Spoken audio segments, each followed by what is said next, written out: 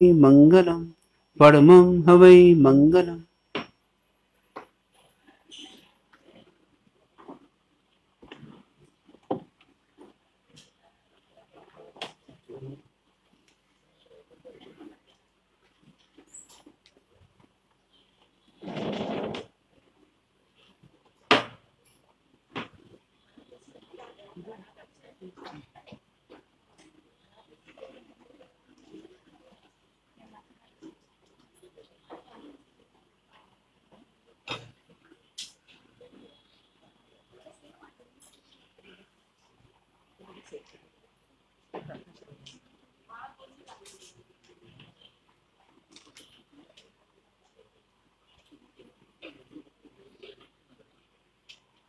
पोषण वाले उगाड़ा पोषण क्रिया करनी क्रिया में करके मुपत्ति पढ़ना।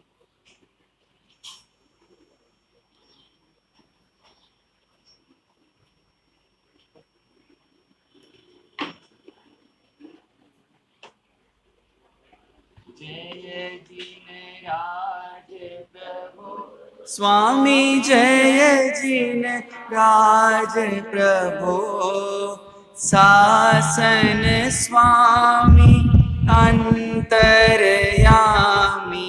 शासन स्वामी अंतर्यामी, तीर्थनाथ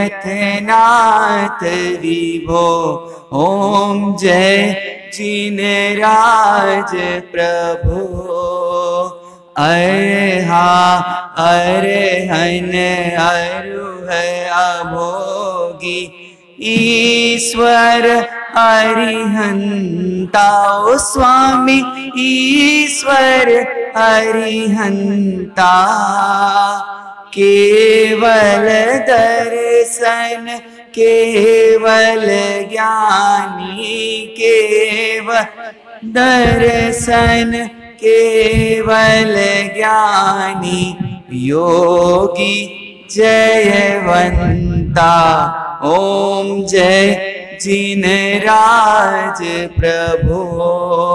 सत्य सनातन शुद्ध सुखाकर, शंकर शिववासी ओ स्वामी, शंकर शिववासी। अजर अमर अज अतुल बलि हो, अजर अमर अज अतुल बलि हो, अविचल अविनाशी ओम जय जिनराज प्रभु। परम पुरुष परमात्म पद कज, प्रियतम प्रियकारी ओ स्वामी, प्रियतम प्रियकारी। वीतराग सुख शांति विधाता, वीतराग सुख भव भव भयहारी ओम जय जिनराज प्रभु। तुम ही परम पिता परमेश्वर, तुम ही शिवदाता ओ स्वामी, तुम ही शिवदाता। तुम ही सहज सखा हो स्वामी, तुम ही सहज सखा हो स्वामी। मात तात भ्राता ओम जय जिनराज प्रभु। अजब निराली शक्ति तिहारी, महिमा अति भारी ओ स्वामी, महिमा अति भारी। चरण कमल में शीश झुकाते, चरण कमल में सुर नर व्रत धारी। ओम जय जिनराज प्रभो, तव समरण से पाप हमारे सारे हट जावे। ओ स्वामी सारे हट जावे। विपदा सारी दूर विलावे। विपदा सारी दूर विलावे। वांछित फल पावे। ओम जय जिनराज प्रभो, आस हमारी पूर्ण करियो। भव दुख दूर करो। ओ स्वामी भव दुख दूर करो। डूबत है अब नाव भंवर में। डूबत है अब नाव भंवर में। सागर पार करो। ओम जय जिनराज प्रभो, भगवान तेरे पद पंकज के हम मधुकर बन जावे। ओ स्वामी मधुकर बन जावे। यही कामना एक हमारी। यही कामना एक हमारी। सत्य पर डट जावे। ओम जय ओ स्वामी जय जिनराज प्रभो। ओ स्वामी जय जिनराज प्रभो। शासन स्वामी अंतर्यामी। शासन स्वामी अंतर्यामी। तीरथ नाथ विभो। ओम जय जिनराज प्रभो। पेज नंबर 22 प्रार्थना दीपिका में।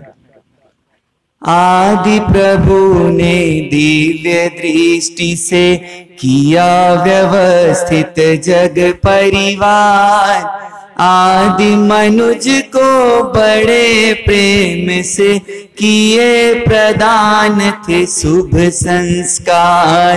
विवाह पद्धति प्रदान करके किया मनुज पर था उपकार।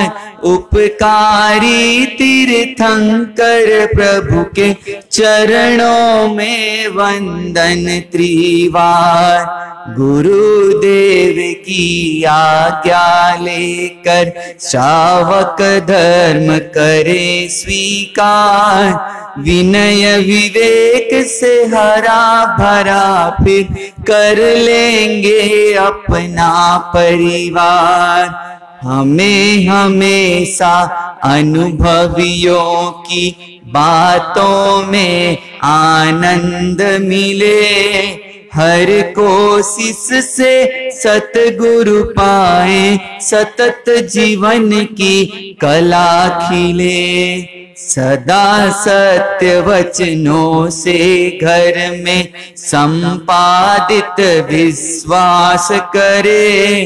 पूछी बातों का जवाब भी बड़े प्रेम से व्यक्त करें। वचन तुच्छ उच्चारित करके रोष न कभी बढ़ाए हम। शांत भाव से रहे प्रेम से क्रोधी ना बन जाए हम। भूल यदि हो गई दंड जो मिला उसे स्वीकार करें। रोष न रखे समझे मुझ पर घर वाले उपकार करें। अंतर में जागृत हो करके अपनी भूल सदा देखें। अपने घर परिवार के खातिर सारे सूल सहज झेलें। कपट वृत्ति को मन में रख कर कटुता का विष नहीं घोले। सतपथ पर गतिशील रहे हम, वाणी में अमृत घोले। खून के रिश्ते ना तोड़ेंगे, नहीं अदालत जाएंगे। प्रसंग ऐसा घर आए तो राम सरिस बन जाएंगे। कुल मर्यादा तोड़ कभी हम अनाचार नहीं सेवेंगे। खुद की इच्छा पूरी करने गलत राह नहीं चुनेंगे। टेढ़े रास्ते नहीं चाहिए, राजमार्ग सबसे अच्छा। क्षणिक सुखों से नहीं लिपटेंगे, कदम हमारा हो सच्चा। आनंद में परिवार की खातिर भाव विनम्र रखेंगे हम। इंद्रिय सुख की करें उपेक्षा, मधुर विचार की हो सरगम। आलस रोग मिटे सारा ही, इसीलिए श्रम खूब करें। आसन प्राणायाम आदि से जीवन में आरोग्य भरे। अन्य किसी को हीन दृष्टि से घर में कभी न देखें हम। समझदारी से बात करेंगे, व्यर्थ नहीं छेड़ेंगे हम। हल्की हो या भारी कोई वस्तु अकेले ना खाएं। कभी अबोल रहे ना घर में, लक्ष्मी आए या जाए। कभी अबोल रहे ना घर में, लक्ष्मी आए या जाए।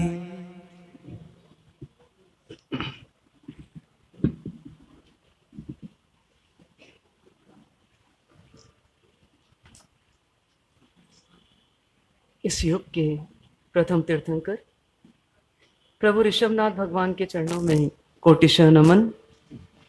परंपरा से हुए सभी अरिहंत परमात्माओं के चरणों में कोटिशः नमन। अनंत अनंत सिद्ध आत्माओं को नमन। मोक्ष मार्ग के साधक समस्त आचार्य उपाध्याय एवं साधु भगवंतों के चरणों में कोटिशः नमन।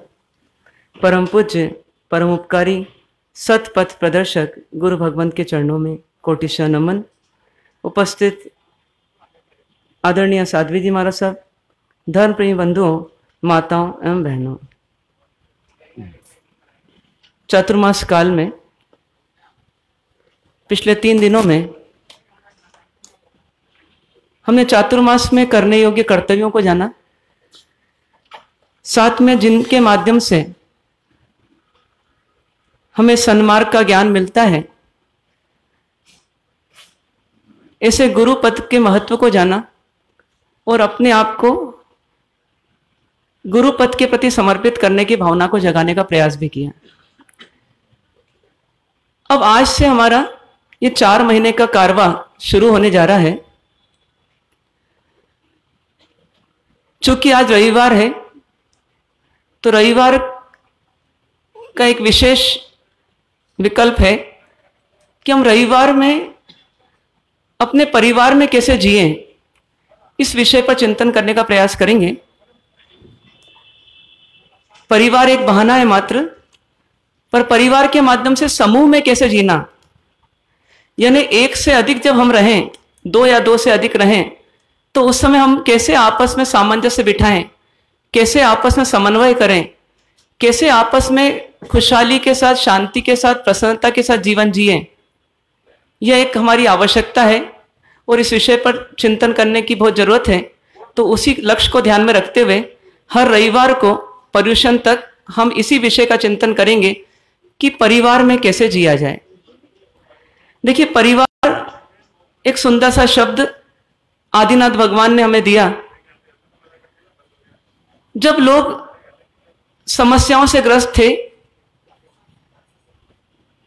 उन्हें ना कल्प वृक्षों के साथ जीना आ रहा था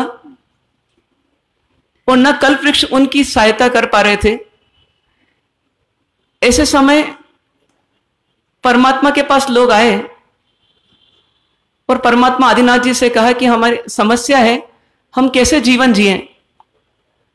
तो परमात्मा ने कहा कि आप परिवार व्यवस्था को स्थापित करो।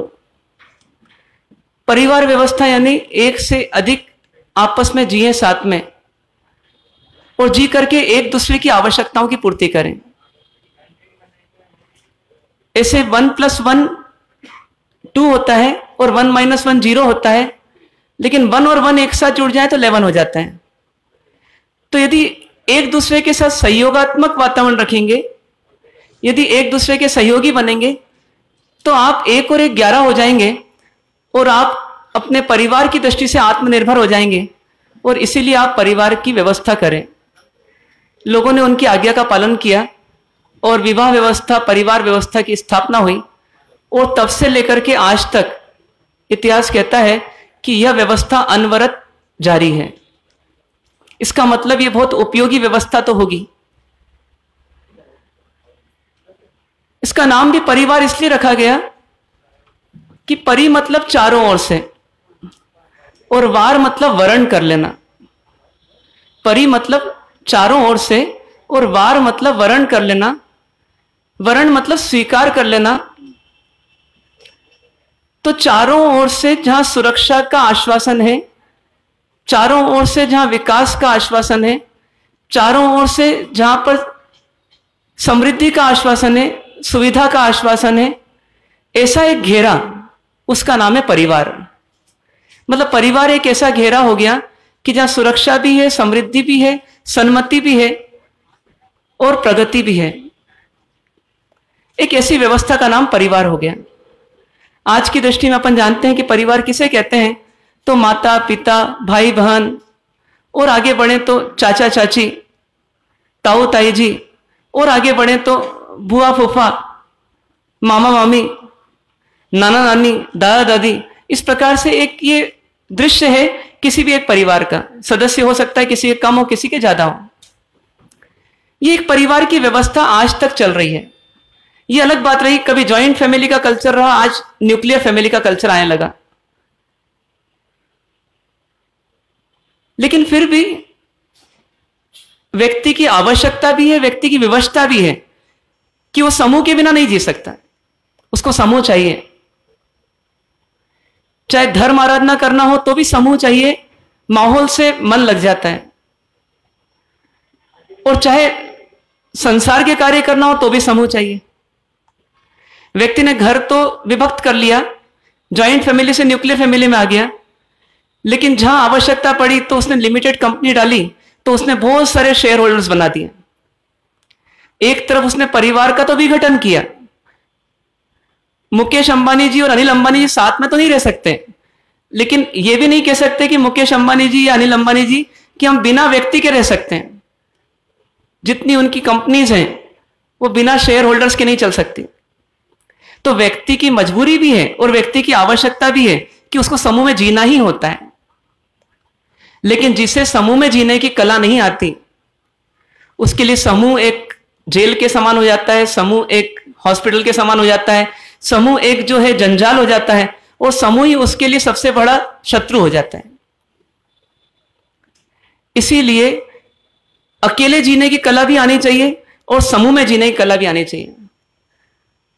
नहीं तो यदि परिवार को अपन इंग्लिश में देखें, आधा हिंदी आधा इंग्लिश में देखें, तो परि मतलब चारों ओर से और वार मतलब युद्ध। तो क्या हो जाएगा कि जहां चारों ओर से युद्ध ही युद्ध होते हैं, आपस में एक दूसरे से खींचातानी चलती रहती है, तो समझिए उसका नाम क्या? तो उसका नाम परिवार। तो ऐसा परिवार किसको चाहिए? ऐसा परिवार किसे चाहिए कि जहां सुबह मंदिर की घंटी की आवाज तो नहीं आए, लेकिन आपस में लड़ने झगड़ने की तीखी आवाजें जरूर आ जाए। ऐसा परिवार किसको चाहिए? ऐसे परिवार में न तो व्यक्ति जी सकता है और न धर्म आराधना हो सकती है। तो देवगुरु धर्म तो बहुत दूर हो जाते हैं। इसीलिए परिवार के बारे में सोचना बहुत जरूरी है।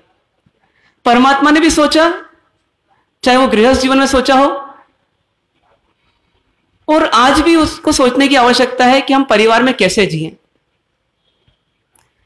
परिवार में कैसे जिएं,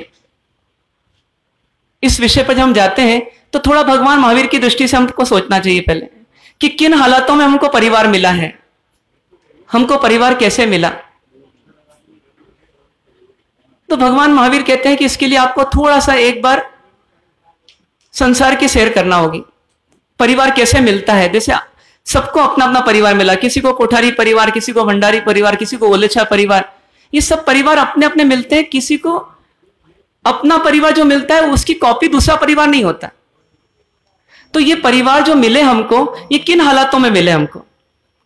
तो यदि भगवान महावीर की दृष्टि से देखें तो ये संसार जो है इसमें दो प्रकार के पदार्थ हैं। कौन कौन से? तो बिल्कुल सिंपल है कि इसमें जीव है और इसमें अजीव है। मतलब जीव और अजीव से भरा हुआ यह संसार है। मानेंगे आप इसे? जीव वह है जो अरूपी है, दिखता नहीं है। जीव का मतलब होता है आत्मा या चेतन। वो दिखती नहीं है, सोल वो दिखती नहीं है, लेकिन चेतना युक्त होती है। मतलब उसमें कॉन्शियसनेस होती है, उसमें ज्ञान होता रहता है, उसमें संवेदना होती रहती है, उसमें फीलिंग्स होती रहती है। दूसरी ओर अजीव है। अजीव जड़ होता है, उसमें चेतना नहीं होती, अनकॉन्शियसनेस होती है। मतलब उसमें संवेदन नहीं हो सकता, उसमें भान नहीं हो सकता, उसमें भावना नहीं हो सकती, उसमें फीलिंग्स नहीं हो सकती। ऐसे दो प्रकार के पदार्थों से ये संसार भरा पड़ा है। इनमें ज्यादा महत्वपूर्ण कौन? इन दोनों में ज्यादा महत्वपूर्ण कौन? जीव। तो जीव महत्वपूर्ण क्यों? तो जीव महत्वपूर्ण इसलिए कि हम स्वयं कौन है? हम स्वयं जीव हैं। जब जीव महत्वपूर्ण है तो जीव के बारे में समझना भी जरूरी है। तो परमात्मा ने हमें एक मार्गदर्शन दिया कि जीव जो होता है वो अपनी अच्छी बुरी ऊंची नीची परिस्थितियों में कुछ ना कुछ राग द्वेष मोह करता रहता है। अंदर की फीलिंग्स को देखें यदि हम, तो बाहर कोई परिस्थिति आती है और भीतर में कोई ना कोई रिएक्शन जरूर होती है। यदि कॉफी आई और कोल्ड ड्रिंक आया, दोनों सर्व एक साथ किए गए एक ही ट्रे में, आपके पास चॉइस है। आप ऐसा नहीं करते कोई सी भी चीज ले लेंगे। आप क्या करेंगे? उन दोनों में चेक करेंगे क्या अंतर है दोनों में, और फिर तय करेंगे कौन सी अच्छी होगी और कौन सी बुरी होगी, और फिर जो अच्छी होगी उसकी ओर हाथ सहज चले जाएगा। ये हुआ राग हमारा। और जिसको हमने छोड़ दिया वो हमको नहीं भाती या नहीं अच्छी लगती, या अभी वर्तमान क्लाइमेट में अच्छी नहीं लगती, तो हम क्या कहते हैं? अरे ये नहीं चाहिए, इसको हटाओ अलग। ये व्यवस्था है हमारे अंदर की, भीतर की, राग और द्वेष की। किसी से हम राग करते हैं, किसी से द्वेष करते हैं, तो जो भी परिस्थिति हमको मिलती है तो परमात्मा कहते हैं कि यह जीव राग और द्वेष और मोह करता रहता है। अब जो राग द्वेष मोह करता है ये जीव, तो उसका परिणाम क्या? तो परमात्मा कहते हैं कि छोटे छोटे छोटे छोटे कुछ ऐसे परमाणु होते हैं जो हम भी देख नहीं सकते, एकदम धूल के कण के समान होते हैं। उन्हें कर्म कहते हैं। वो कर्म किससे चिपक जाते हैं? तो वो आत्मा से या जीव से चिपक जाते हैं। तो हमारी पिक्चर में तीन लोग हो गए। पहला कौन? तो जीव। दूसरा कौन? तो अजीव। और इन्हीं अजीव में से एक और कौन? कर्म। और ये कर्म किससे चिपकता है? ये जीव से चिपक जाता है। ये जब जीव से चिपकता है तो उसे कहते हैं कर्म बंधन हो गया। कई बार आपने सुना होगा कर्म बंधन हुआ। तो कर्म बंधन कैसे हुआ? भगवान महावीर ने शैया पालक के कानों में शीशा डलवाया था किसी भाव में, और उस समय कर्म का बंधन हुआ जो दिखा नहीं किसी को, स्वयं भगवान को भी नहीं, लेकिन उसका फल मिला। उसका फल क्यों मिला? क्योंकि कर्म बांधा था। तो ऐसे ही हम भी प्रति समय राग द्वेष मोह जो करते हैं, उसी समय कर्म का अकाउंटिंग चलता रहता है और हमारा कर्म बंधन होता रहता है। इस आत्मा से छोटे छोटे परमाणु कर्म के चिपकते रहते हैं, और ये कर्म जब प्रभाव देते हैं, जब फल देते हैं, उसे कहते हैं कर्म का भुगतान कर रहे हैं हम, कर्म का फल चुका रहे हैं हम, कर्म का उदय आ गया। और उस समय ये कर्म अपना फल देते हैं, और फल देते हैं किसी न किसी परिस्थिति के रूप में, कभी अच्छी और कभी बुरी, कभी अनुकूल और कभी प्रतिकूल। जैसा कर्म हमने बांधा पहले, उसी से रिलेटेड हमारे को फल मिल जाता है, और उस फल के अनुरूप हमारे को परिस्थितियों को सहना पड़ता है। उसे कहते हैं कर्म का भुगतान। अब मजेदार बात क्या है कि जैसे ही हमने कर्म का भुगतान किया, तो वैसे ही वो कर्म हमसे अलग हो जाता है, आत्मा से छूट जाता है। उसे कहते हैं कर्म से आत्मा क्या हो गई? मुक्त हो गई। जैसे हमारे पास कोई क्रेडिटर आया और उसने पेमेंट मांगा, और यदि हमने उसको पेमेंट नहीं दिया तो फिर आएगा, और यदि हमने उसको पेमेंट दे दिया तो क्या होगा? वो नहीं आएगा, वो चला गया। तो उसी प्रकार से कर्म आता है, हमको फल देता है, हम वो भुगतते हैं, और भुगतने के बाद में वो कर्म हमको छोड़ देता है, मतलब सजा पूरी हो गई हमारी। लेकिन इससे भी मजेदार बात क्या है कि जैसे ही कर्म फल देता है, तो ये जीव जानता नहीं कि मेरा तो फायदा हो रहा है, मुझे तो कर्मों से मुक्ति मिल रही है, और ये जीव वापस क्या कर लेता है कि जैसे ही फल मिलता है तो ये पुनः राग द्वेष मोह कर लेता है, और जैसे ही राग द्वेष मोह करता है तो पुराना कर्म तो चले जाता है, लेकिन नए कर्म के परमाणु क्या होते हैं? पुनः चिपक जाते हैं। इस प्रकार से यह क्रम चलता रहता है। तो इसीलिए ज्ञानी क्या कहते हैं कि अनादि से जीव कर्मों से बंधा हुआ है। अब चूंकि कर्म से बंधा रहता है और कर्म इसको परिस्थिति देते हैं, तो इसको कर्म का भुगतान करने के लिए पूरे संसार में भटकना पड़ता है। और भटकते भटकते कभी गाय बनता है, कभी बैल बनता है, कभी बकरी बनता है, कभी कीड़ा भी बनता है, और कभी पत्ती भी बनता है, और कभी दिखने वाला और कभी नहीं दिखने वाला ऐसा सूक्ष्म जीव भी बन जाता है।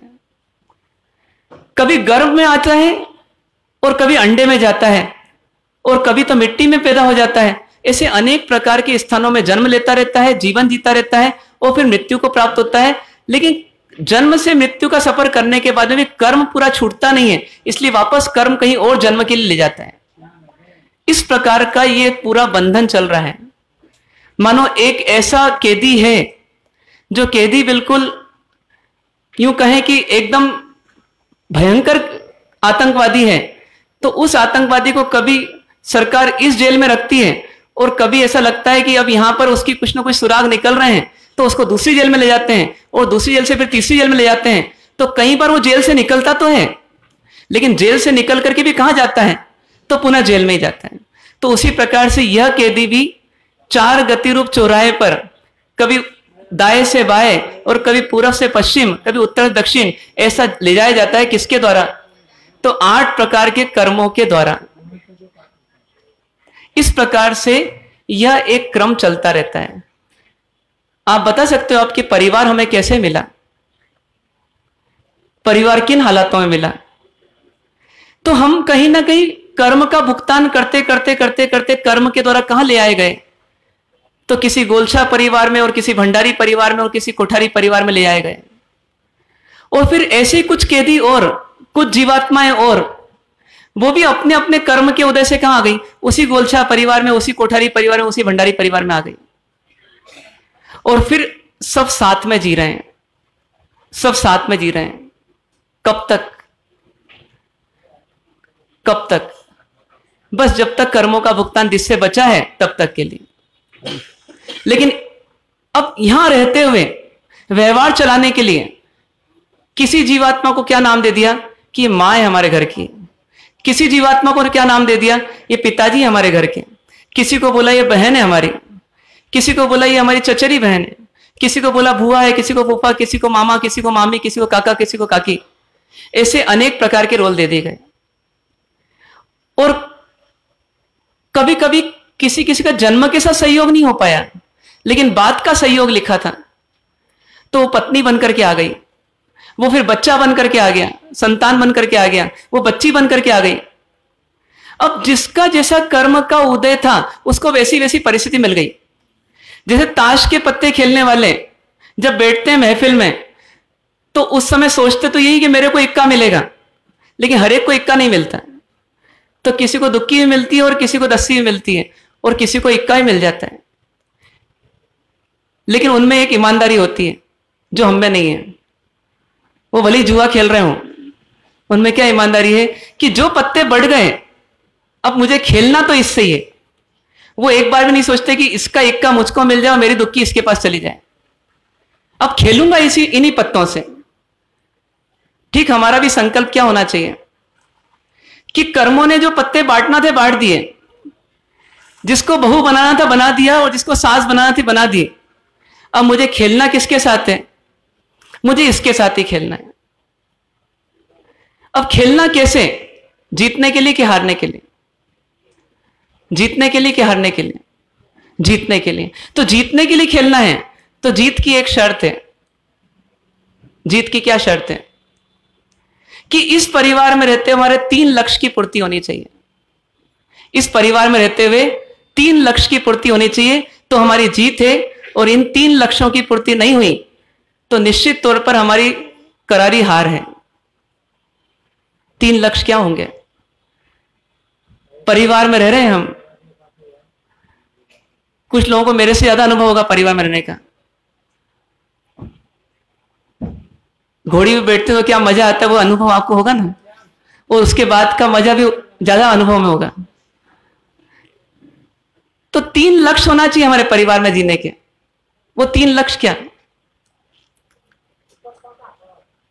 पहला लक्ष्य शांति। हम परिवार में जिए तो हमें क्या चाहिए बताइए? 2 मिठाई रोज चाहिए कि मीठी मीठी बातें मुंह से निकले सबके मुंह से, वो चाहिए जिसमें न पैसा लगे न कौड़ी। तो शांति चाहिए। कभी कभी व्यक्ति क्या बोलता है कि तुम भले ही कमाओ कम लेकिन कम से कम स्ट्रेस में मत आया करो दुकान से, घर में शांति रखा करो, इतना काम करने की कोई जरूरत नहीं है, बंद कर दो दुकान लेकिन बस शांति रखो। मतलब पहली शर्त क्या है? शांति। दूसरी शर्त फिर क्या है? दूसरी शर्त क्या है? दूसरा लक्ष्य क्या है परिवार में जीने का? आप सजेस्ट करेंगे दूसरा लक्ष्य क्या होना चाहिए? क्या चाहते हो आप? वो सामंजस्य, वो सेवा, वो सहनशीलता, ये सब शांति में आ गया। यदि एक शांति लाना है तो ये सब करना पड़ेगा।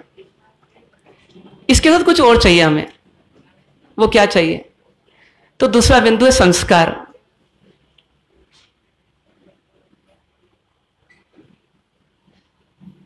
चार लोग घर में रहते हैं, पति पत्नी दोनों बच्चे, और सब में शांति है क्योंकि सब अपने अपने मजे में, अपने अपने मजे में हैं, अपनी अपनी पार्टी अटेंड करते हैं, अपने अपना कल्चर में जीते हैं। जैसे जीना चाहिए वैसे जीते हैं, जैसे जीना नहीं चाहिए वैसा भी जीते हैं, जैसी मर्जी वैसा जीते हैं। लेकिन बस बाप और बेटे दोनों मिलकर के शराब पीते हैं। बेटा अपनी गर्लफ्रेंड के बारे में बात करता रहता है पिताजी से, पिताजी को कोई दिक्कत नहीं है। ऐसे परिवार का भविष्य कितना उज्जवल होगा? अंधकारमय। कारण क्या है? आपने क्या चीज देखी उस परिवार में जिससे आपको एकदम लगा शांति तो है, पैसा भी होगा, शांति भी होगी, सब कुछ है, पुण्य का उदय भी है, लेकिन वहां क्या नहीं है? संस्कार नहीं है। और संस्कार नहीं है तो शांति भी खतरे में है। शांति नहीं है तो संस्कार खतरे में है, और संस्कार नहीं है तो शांति खतरे में। दोनों एक दूसरे पर निर्भर भी हैं, इसलिए दोनों का अपना अपना व्यक्तिगत महत्व है। शांति भी बढ़ना चाहिए और संस्कारों की वृद्धि होनी चाहिए। और इसके साथ और क्या चाहिए? इसके साथ और क्या चाहिए? तीसरा लक्ष्य क्या? कोई बताएंगे? जोर से। समन्वय होगा तभी शांति रहेगी।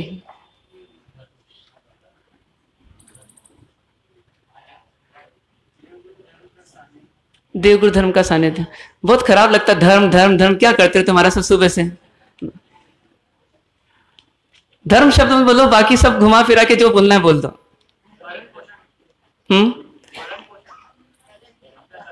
तीसरा बिंदु है प्रगति, डेवलपमेंट। आप कोई भी इंस्टीट्यूशन को ज्वाइन करो, किसी कंपनी को ज्वाइन करो, आप अल्टीमेटली क्या चाहते हो? मेरा डेवलपमेंट हो। डेवलपमेंट इन टू टर्म्स, एक तो पदोन्नति भी हो और दूसरा मेरे को मॉनेटरी लाभ भी हो, आर्थिक लाभ भी हो। मतलब जहां भी हम कोई व्यवसाय करते हैं, लेन देन करते हैं, कोई काम करते हैं, कोई सेवा देते हैं, तो बदले में कुछ ना कुछ तो रिटर्न चाहिए हमें। वो है हमारा डेवलपमेंट, वो हमारी प्रोग्रेस है। तो यदि हमने परिवार रूपी इंस्टीट्यूशन में, परिवार रूपी संस्था में अपना अमूल्य समय दिया, जन्म से लेकर मृत्यु तक, तो इसके बदले में हमारी इतनी तो आकांक्षा होनी चाहिए कि मेरा क्या हो? तो मेरा विकास हो। और विकास नहीं है तो कोई मतलब नहीं। आज हमने साधु जीवन में अपने आप को शामिल किया, तो साधु जीवन में आने के बाद हमारा लक्ष्य क्या? तो हमारा लक्ष्य यह है कि यदि हम आत्म कल्याण के लिए आए हैं तो हमारे आत्मा का कल्याण होना चाहिए, वो नेट प्रॉफिट है हमारा। यदि दुकान पर 8 घंटे देते हैं तो दुकान का डेवलपमेंट होना चाहिए और दुकान के माध्यम से आपके जीवन का डेवलपमेंट होना चाहिए। मतलब डेवलपमेंट के बिना कौन रह सकता है? और जो रह जाए वो पशु होता है, क्योंकि पशु को विकास की नहीं पड़ी रहती, पशु को तो बस अपने निर्वाह की पड़ी रहती है, जीवन निर्वाह करना है, खाना पीना बस जीना है। लेकिन मनुष्य एक ऐसा प्राणी है जो सोचता है मेरा विकास हो, कुछ बनना चाहता है, वो कुछ होना चाहता है, कुछ करना चाहता है, कुछ कर गुजरना चाहता है, अरमान रहते हैं, सपने रहते हैं। तो यदि परिवार में हम अपना इतना बड़ा टाइम का, एनर्जी का इन्वेस्टमेंट कर रहे हैं, तो उसके बदले में हमारा रिटर्न ये होना चाहिए कि हमारा डेवलपमेंट होना चाहिए। डेवलपमेंट इन टू टर्म्स, 2 तरीके से डेवलपमेंट हम चाहते हैं, जो एक सामान्य प्राणी चाहता है। एक जीवन निर्वाह की व्यवस्था में विकास हो, रोटी कपड़ा मकान आदि की व्यवस्था में विकास हो। तो दूसरी ओर हमारा विकास हम ये चाहते हैं, जो समझदार होते हैं, जो विचारशील होते हैं, वो चाहते हैं कि आत्म कल्याण हो, मतलब मेरा इंटरनल डेवलपमेंट हो। क्योंकि एक्सटर्नल डेवलपमेंट की कीमत कब तक? जब तक प्राण है तब तक। आपके पास 2000 फीट की जमीन है कि 2 लाख स्क्वायर फीट की जमीन है, पर वो सबका मूल्य कब तक है? जब तक आप शमशान नहीं पहुंचे। जिस दिन शमशान जाने का समय आ गया, समझ जाइए उनका मूल्य खत्म हो गया। अब वो झोपड़ी वाला मरे या महल वाला मरे, मरने के बाद राख की क्वालिटी दोनों की एक जैसी। तो इसीलिए जीवन निर्वाह की अपनी लिमिटेशन है कि आप ज्यादा भी कर दोगे तो उसका कोई विशेष फायदा नहीं, लेकिन जीवन निर्वाह के साथ जीवन निर्माण हो जाए, मतलब आत्म कल्याण हो जाए, मतलब इंटरनल डेवलपमेंट हो जाए, मतलब आत्मा का विकास हो। तो ये जो भाव भ्रमण चल रहा है हमारा, जो पहले बात की अपन ने, किसके कारण से? तो कर्मों के कारण से। तो राग द्वेष मोह कम करके हम यदि कर्मों को सीमित कर दें और कर्मों से मुक्ति के पथ पर आगे बढ़ जाएं, तो एक दिन ऐसा आएगा कि ये कर्मों से जैसे हम मुक्त होंगे, तो अब हमें नए जगहों पर जाकर के, योनियों में जाकर के हमको भटकना नहीं पड़ेगा, हमको बार बार सुख दुख झेलना नहीं पड़ेगा, बार बार सहयोग वियोग झेलना नहीं पड़ेगा, बार बार शरीर मिले, व्यवस्था मिले, फिर उनके प्रपंचों में हम घिरे रहें और हमारी शांति बार बार भंग होती रहे, ऐसा समय नहीं देखना पड़ेगा। मतलब हम कर्मों से मुक्त हो जाएंगे। तो 2 काम करना इस जीवन में रह करके, इस परिवार में रह करके। एक, प्रगति हमारी बाहरी करना जिससे हमारा जीवन का गुजारा हो जाए, पर उसके साथ साथ ज्यादा महत्वपूर्ण कि हम अपना अंतरंग विकास कर लें, आत्म कल्याण करें, जिससे कि हम इन राग देश मोह के चक्कर से मुक्त होकर के ये बार बार गति में भटकने का क्रम बंद कर दें। भगवान महावीर का ये उपदेश जब हमको मिलता है और हम जब इससे सहमत होते हैं, तो हमारा फिर पथ होता है कि अब परिवार में ऐसा जियो कि जिससे हमारी शांति भी रहे, हमारे संस्कारों की वृद्धि भी हो और हमारी प्रगति भी हो।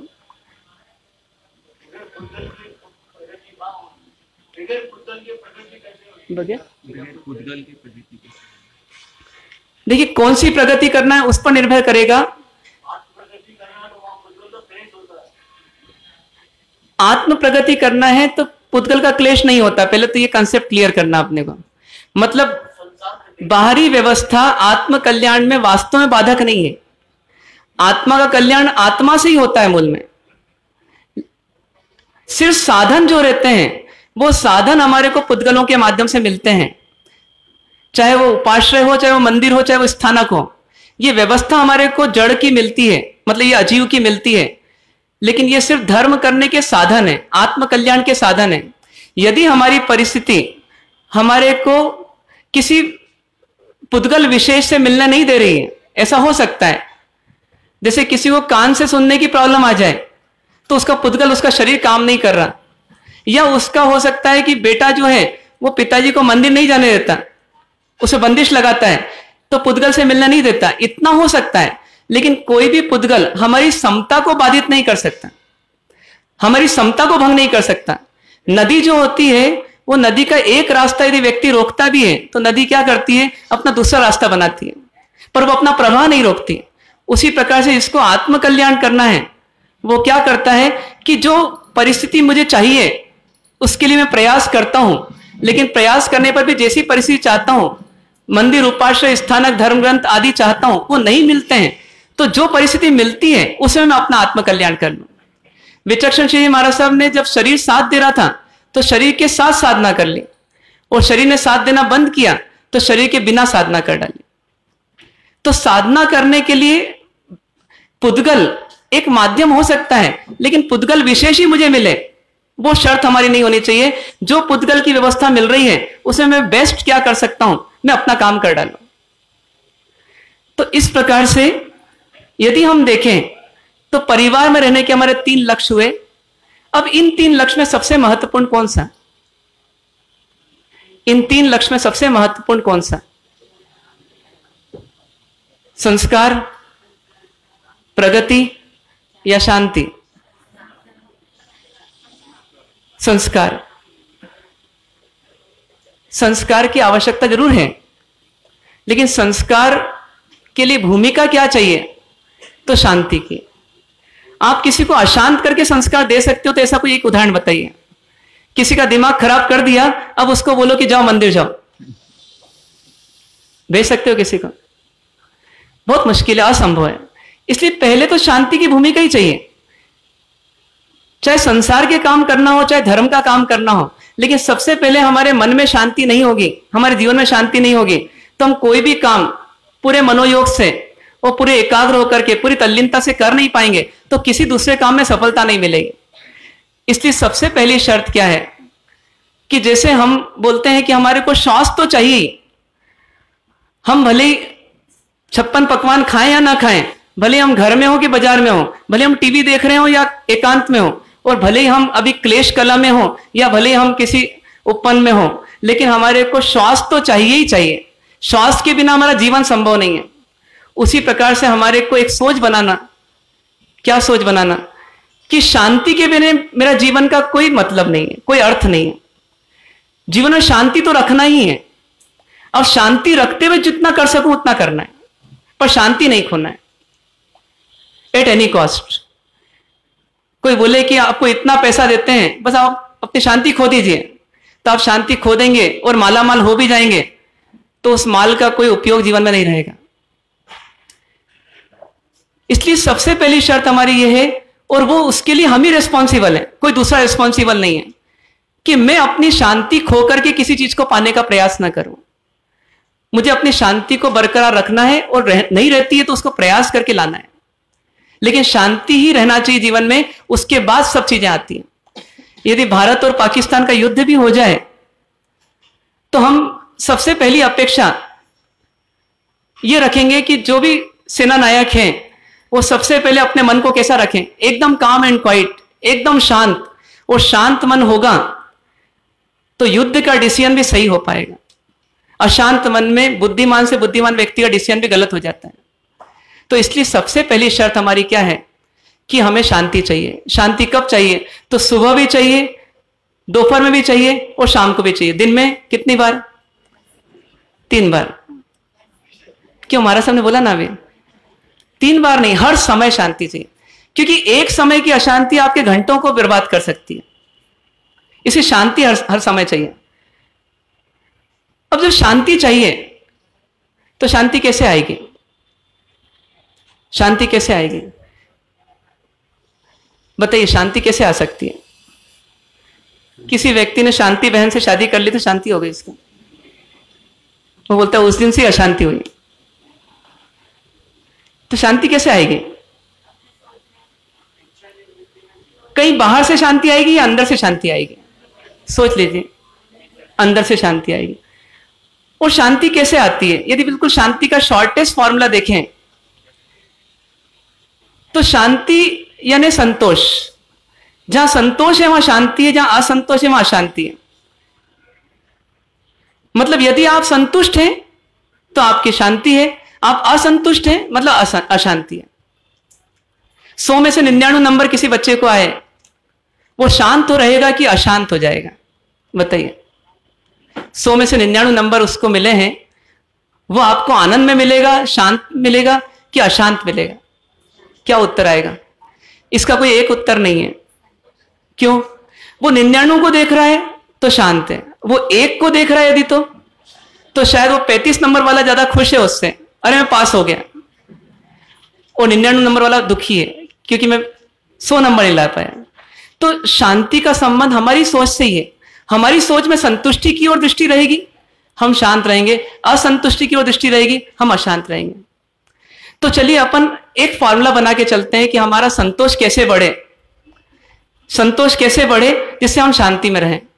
कुछ दिन तक हम यही चिंतन करेंगे, हमारी शांति कैसे बढ़े और उसके लिए संतोष कैसे बढ़े। तो देखिए, एक छोटा सा फॉर्मूला आज का अपना है। वो फॉर्मूला ऐसे तो बहुत छोटा सा है और जेनियों के लिए तो बहुत आसान है, क्योंकि वो हर पर्यूषण में उसकी प्रैक्टिस करते हैं। कौन सा फॉर्मूला है वो? क्षमा का, 2 अक्षर का। ये फॉर्मूला है कि क्षमा मांग लीजिए और क्षमा कर दीजिए। क्षमा मांग लीजिए, क्षमा कर दीजिए। मतलब यदि जीवन में शांति जीना है तो परिवार में कभी भी खिंचातानी होती है तो किसी न किसी गलती को लेकर के होती है। तुमने ये भूल की और तुम मान नहीं रहे हो, और मैं कहता हूं तुमने ये भूल की और तुम नहीं मान रही हो, बस शुरू हो गया। यहां पर सोचने का एक नजरिया हमको मिलता है कि कैसे उस समय समाधान निकाला जाए। हम दूसरे को समझा रहे हैं, वो मान नहीं रहा है। हम दूसरे को गलती दिखा रहे हैं, वो देख नहीं रहा है, उल्टा वो हमको गलती दिखा रहा है। ऐसे में सॉल्यूशन नहीं मिल रहा। सॉल्यूशन कैसे मिलेगा? कुछ लोग एक दृष्टि विकसित करते हैं अपनी। किसकी? यदि अपनी गलती हो तो अपन क्षमा मांगने में देर नहीं करेंगे, और दूसरे की गलती हो तो उसको क्षमा करने में देर नहीं करेंगे। क्षमा मांगना कठिन है कि आसान है? क्षमा मांगना कठिन है कि आसान है? आसान भी है और बहुत कठिन भी है। जब तक ईगो का बैरियर है तब तक क्षमा बहुत कठिन है। ईगो का बैरियर निकला, क्षमा बड़ी आसान है। ये 10 साल तक किसी के बीच में विवाद रहा, 2 भाइयों के बीच में विवाद रहा, उसका समाधान कितने साल में आ सकता है? कितने सालों में आ सकता है? एक क्षण में आ सकता है। वो एक क्षण में वो कौन सा जादू है जो वो समाधान ले आएगा? क्षमा। एक व्यक्ति ने संवत्सरी का प्रतिक्रमण किया। प्रतिक्रमण के पहले चैत्य परिपाटी में जब गए तो उस समय उसने भावना व्यक्त की, बोले 7 साल से एक जगह नहीं जा रहा हूं। कहां नहीं जा रहे हो? बोले रायपुर का रायपुर में हूं लेकिन नहीं जा रहा हूं। किसके यहां नहीं जा रहा हूं? तो मैं अपने साड़ू भाई के यहां नहीं जा रहा हूं, और मेरी पत्नी अपनी बहन से बात नहीं कर रही। 7 साल हो गए। तो 7 साल हो गए तो ऐसा क्या हो गया? बोले बस कुछ छोटा सा कुछ विवाद हुआ था, उन्होंने मेरे बारे में कुछ कमेंट्स कर दिए थे, मेरे को सुनने को मिले, तो मैंने उनको फोन लगाकर बोल दिया आज से अपनी बातचीत बंद, और तब से मैं बराबर अपने वचन पर पक्का हूं। तो बोले 7 साल हो गए लेकिन आज मेरी भावना हुई है कि उनके यहां जाऊं मैं। कल से कईयों के यहां जाना है और कई लोग मेरे घर आना है, तो मेरी इच्छा हो रही कईयों के यहां जाऊं या नहीं जाऊं, लेकिन उनके यहां चले जाऊं। कठिन था कि आसान था? बहुत कठिन था। क्यों? 7 साल का जंग लगा हुआ बोल्ट है, उसको खोलना है आपको। इतना आसान नहीं है। गाड़ी का भैया बार बार पंचर होता है तो थोड़ा खोलना आसान होता है, और बहुत दिन से पंचर ही नहीं हुआ, फिर क्या होगा? बहुत मुश्किल है। तो उनको भी बहुत मुश्किल था, इसलिए सोचना पड़ रहा था। तो चैत्य परिपाटी कब पूरी हो गई पता ही नहीं पड़ा, लेकिन अंदर का संकल्प बना रह गया। प्रतिक्रमण के बाद बोले कि मेरे को जाना ही है। अगले दिन भर नहीं जा पाए क्योंकि सोचते रहे जाऊं कि नहीं जाऊं, जाऊं कि नहीं जाऊं, जाऊं कि नहीं जाऊं। रात को 8 बजे ऐसा विचार आया कि देखो आज का दिन निकल गया तो फिर 1 साल की छुट्टी, एक बार ट्राई करता हूं। बड़ी मुश्किल से जीवान खुली, पत्नी को बोला, ये नहीं बोल पाए कहां जाना है, उस समय तक भी हिम्मत नहीं हो रही थी। बोले चलना है अपने को। कहां चलना है? बोले तुम बैठो गाड़ी में, बस चलना है अपने को। गाड़ी में बिठा दिया उसको, लेकर चले भी गए। आखिरी तक बता नहीं पाए मैं कहां जा रहा हूं, क्योंकि उनको ये पता नहीं था मैं पहुंच पाऊंगा कि नहीं पहुंच पाऊंगा। चलते चलते 5-7 किलोमीटर दूर पे जो जगह थी, उनका घर था साड़ू भाई का, वहां पहुंच गए। और पहुंचने के बाद में बेल बज गई। पत्नी ने पूछा, बोले कहां आ गए अपन? बोले हाँ आज यहीं आए हैं। उस समय पहली बार बोले दीवान से। अंदर गए। अंदर क्या होना था? महाभारत। कुछ भी नहीं हुआ। खोदा पहाड़ और निकली चुईया।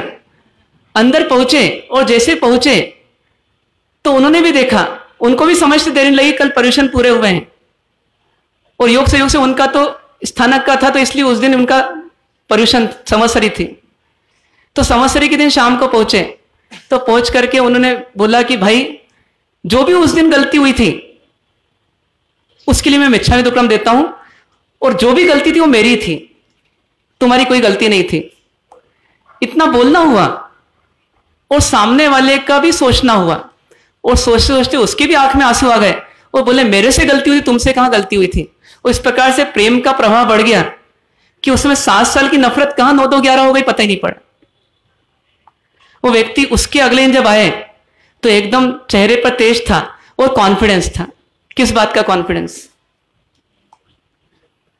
मेरी एक जीत हो गई। झुक करके भी क्या हो गई? जीत हो गई। कॉन्फिडेंस बढ़ गया।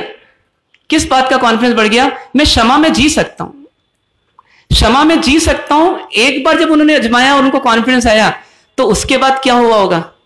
तो उसके बाद उनके लिए क्षमा आसान होती चली गई। क्षमा आसान ही थी, क्षमा आसान थी, लेकिन क्षमा मुश्किल हो गई थी, कठिन हो गई थी। पर वो कठिनाई को जब पार किया तो वापस क्षमा क्या बन गई? आसान बन गई। अब आप सोचिए कि उस व्यक्ति को कुछ लाभ हुआ होगा क्या? वो क्षमा मांगने से, क्षमा देने से कुछ लाभ हुआ होगा क्या? क्या लाभ हुआ होगा?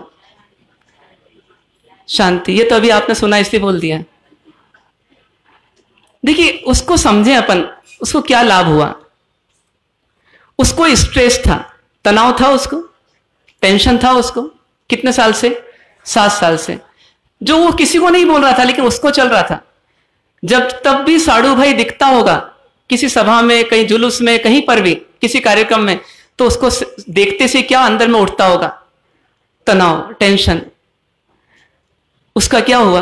वो मिट गया, वो चला गया। तनाव मिटा तो मानसिक बीमारियां भी मिटी। क्रोध की, ईर्ष्या की, निंदा की, ये बीमारियां भी मिटी उसकी। थोड़ा और आगे बढ़े तो उस व्यक्ति को भीतर में धर्म का प्रैक्टिकल नहीं हो सकता, ऐसी निराशा बन रही थी। इसीलिए उसकी धर्म में रुचि भी कम हो रही थी। उसका क्या हुआ होगा? उसको लगा होगा कि धर्म कितना उपकारी है, कितना हितकारी है, कि देखो धर्म का थोड़ा सा प्रयोग करते हैं अपन तो कितने आगे बढ़ जाते हैं। ये लाभ उसको हुआ। उसके अंदर की छटपटाहट कि मैं दिखता कुछ और हूं और हूं कुछ और, ये भेद उसका मिट गया। अब मैं जैसा दिखता हूं वैसे ही मैं हूं, ऐसा महसूस किया उसने। और सबसे बड़ी बात कि सामने वाले को भूल दिखाते हुए भूल देख नहीं रहा था सामने वाला। उसको भूल दिखाना बंद किया और स्वयं अपनी भूल की क्षमा मांग ली। तो सामने वाले ने क्या कर लिया? अपने भूल को देखना शुरू कर दिया और दोनों की भूल सुधर गई। ये किसने किया है चमत्कार? ये क्षमा ने किया। और सबसे बड़ी बात है, इससे भी बड़ी बात, कि जितना हम क्षमा मांगते हैं उतना हमारा दोष अंदर से जाता है, उतना हमारा दोष अंदर से जाता है। और ये क्षमा नहीं मांगते हैं तो हमारा दोष अंदर उतना ही बढ़ता है। यदि गंदगी है किसी डब्बे में और आपने सोचा कि अब मेहमान आए हुए हैं तो ढक्कन लगा दो, और आप भूल गए और गंदगी अंदर रह गई और वो सड़ती रही, क्या होगा उसका? वो समय के साथ साथ खत्म हो जाएगी या समय के साथ और बढ़ जाएगी? लेकिन ढक्कन खोल दिया, उसको साफ करने का मौका मिल गया, उसको साफ कर लिया, तो ढक्कन बंद करके भी लगा दो या फिर ढक्कन खुला भी छोड़ दो तो कोई अंतर नहीं पड़ेगा, वो पात्र साफ का साफ रहेगा। तो उसी प्रकार से मन है, इस मन को अपन क्या करते हैं, ढक्कन लगा लगा करके ऊपर से बंद करते रहते हैं और अंदर की गंदगी अंदर ही पड़ी रहती है। उसके कारण से क्या होता है, ये मन और अधिक गंदगी पैदा करते जाता है। एक क्रोध की उपस्थिति में ईगो बढ़ता है कि घटता है? बढ़ता है। एक ईगो की उपस्थिति में क्रोध बढ़ता है कि घटता है? बढ़ता है। तो देखिए, एक दोष से कई दोष बढ़ते हैं और एक गुण से कई गुण बढ़ सकते हैं। तो एक नियम होना चाहिए हमारा। क्या नियम होना चाहिए कि क्षमा मांग लीजिए और क्षमा कर दीजिए। इसके लिए सिर्फ अपने कॉन्फिडेंस लेवल को बढ़ाना। अपने को सोचिए, कमठ और मरुभूति जी, इन दोनों का विवाद हुआ। ये भी एक परिवार के सदस्य थे और दोनों भाई भाई थे। कहीं भूल हुई क्या? कहीं भूल हुई क्या? कहां भूल हुई? कमठ भी होने वाले केवली आगे और मरुभूति भी होने वाले केवली आगे। 10 भव के बाद तीर्थंकर परमात्मा बनने वाले। दोनों ही आत्माएं जो है मुक्त होने वाली, लेकिन एक परिवार में ऐसी फंसी और एक प्रसंग ऐसा बना कि उसके कारण से क्या हो गया, तो इतना बड़ा क्लेश, इतना बड़ा कलह पैदा हो गया। कितने भाव तक चला? 10 भाव तक चला। सोचिए, मरुभूति जी ने क्षमा मांगी नहीं, ऐसा भी नहीं। जीवन के अंतिम समय आने के पहले उन्होंने किससे क्षमा मांगी? स्वयं कमठ से मांगी। कमठ ने माफ नहीं किया, ये अलग बात है, लेकिन मरुभूति ने क्षमा मांगी जरूर। लेकिन उसके बावजूद इतना सा विवाद, जबकि दोष मरुभूति जी का बिल्कुल नहीं, उसके बावजूद वो कुछ समय का जो विवाद रहा, वेर रहा, दोष देखा कमठ का और उसमें द्वेष आया होगा कहीं ना कहीं, तो उन सब का परिणाम क्या मिला कि बनने वाले परमात्मा, तीर्थंकर परमात्मा, समता मूर्ति, ऐसे परमात्मा को भी 10 भाव तक उसी भाई के हाथों बार बार मरना पड़ा। तो क्यों मरना पड़ा? इतना छोटा सा विवाद एक प्रसंग को लेकर के यदि 10 भाव बर्बाद कर सकता है, तो हमारे जीवन में आए दिन होने वाले प्रसंग हमारे कितने भाव बर्बाद करेंगे। कई लोग बुजुर्ग हो जाते हैं, ऐठन नहीं छूटती, बस अब मैंने जो सोच लिया इनसे बात नहीं करूंगा, नहीं करूंगा।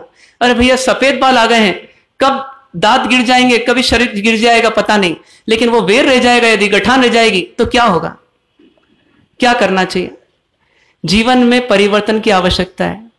हम एक तरफ बोलते हैं शांति चाहिए और एक तरफ शांति के लिए जो चाहिए वो हम करने को तैयार नहीं है, तो कैसे शांति होगी? एक प्रसंग और आता है एक व्यक्ति के जीवन का, ये सत्य घटना है।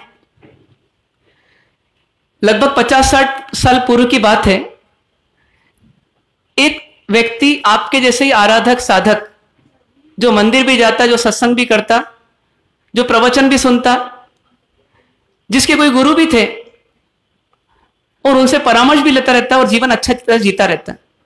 और उसके घर में उसकी पत्नी नहीं, सिर्फ एक पुत्री, और पुत्री का विवाह हो जाए तो फिर मैं इस कार्य से निवृत्त हो जाऊं और मैं और अधिक धर्म ध्यान करूं, और अधिक आराधना करूं, और अधिक साधना करूं, ऐसा करते हुए जीवन जीने की तमन्ना। और वो व्यक्ति योग्य घर देख करके बेटी का विवाह भी कर देता है और विवाह होने के बाद बेटी ससुराल भी पहुंच जाती है।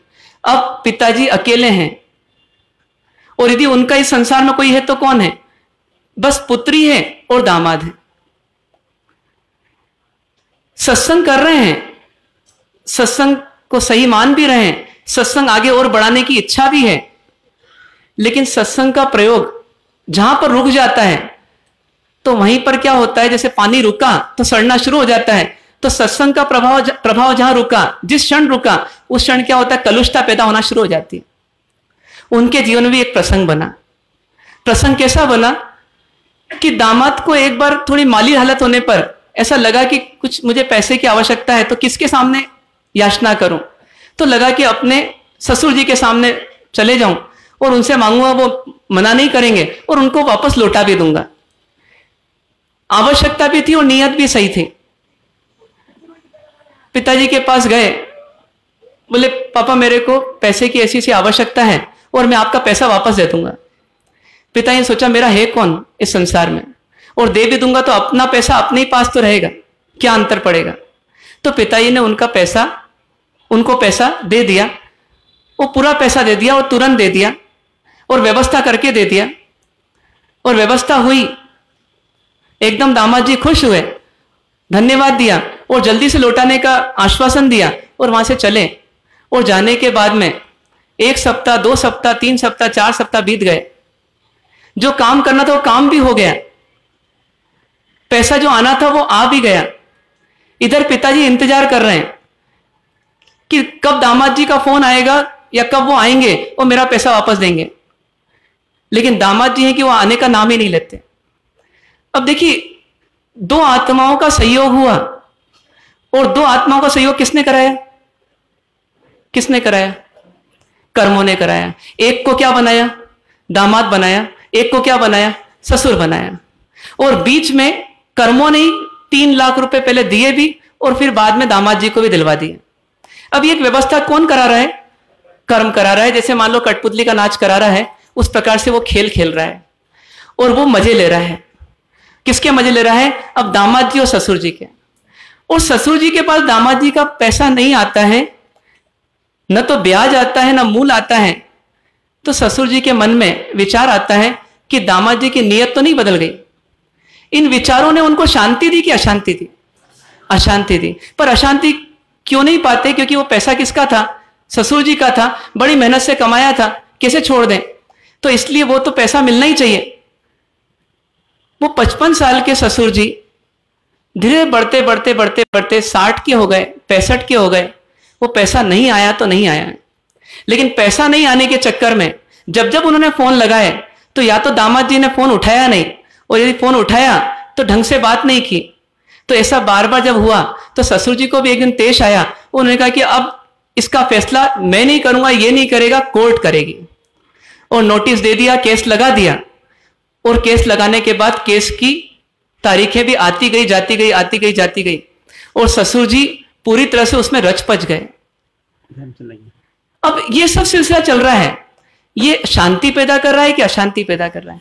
अशांति पैदा कर रहा है। इस अशांति का नुकसान बाहर में आ रहा है कि अंदर में आ रहा है?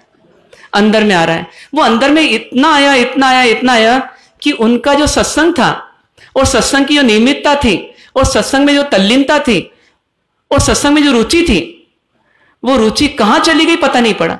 वो सत्संग कहां छूट गया पता नहीं पड़ा। वो राहें भूल गए उसकी। कईयों के जीवन में पूर्वार्ध में धर्म रहता है, उत्तरार्ध में चला जाता है। कोई बोले कि आप धर्म करते हो? हाँ, हमारा सब बचपन में बहुत किया, शिविरों में जाता था मैं। उसके बाद जैसे ही बस शादी ब्याह हुआ, व्यापार धंधा हुआ, उसका सब गोलमाल हो गया। तो कहां चला गया? तो गया कहीं नहीं, वो परिसर वही है, वो व्यवस्था वैसी की वैसी है, लेकिन मन में कौन भर गया? तो मन में पैसा, पैसा और पैसा भर गया, या भोग, भोग और भोग भर गया। तो जब मन में लिमिटेड एनर्जी है और उसमें यदि पैसा और भोग बढ़ जाएगा तो उससे कौन निकल जाएगा?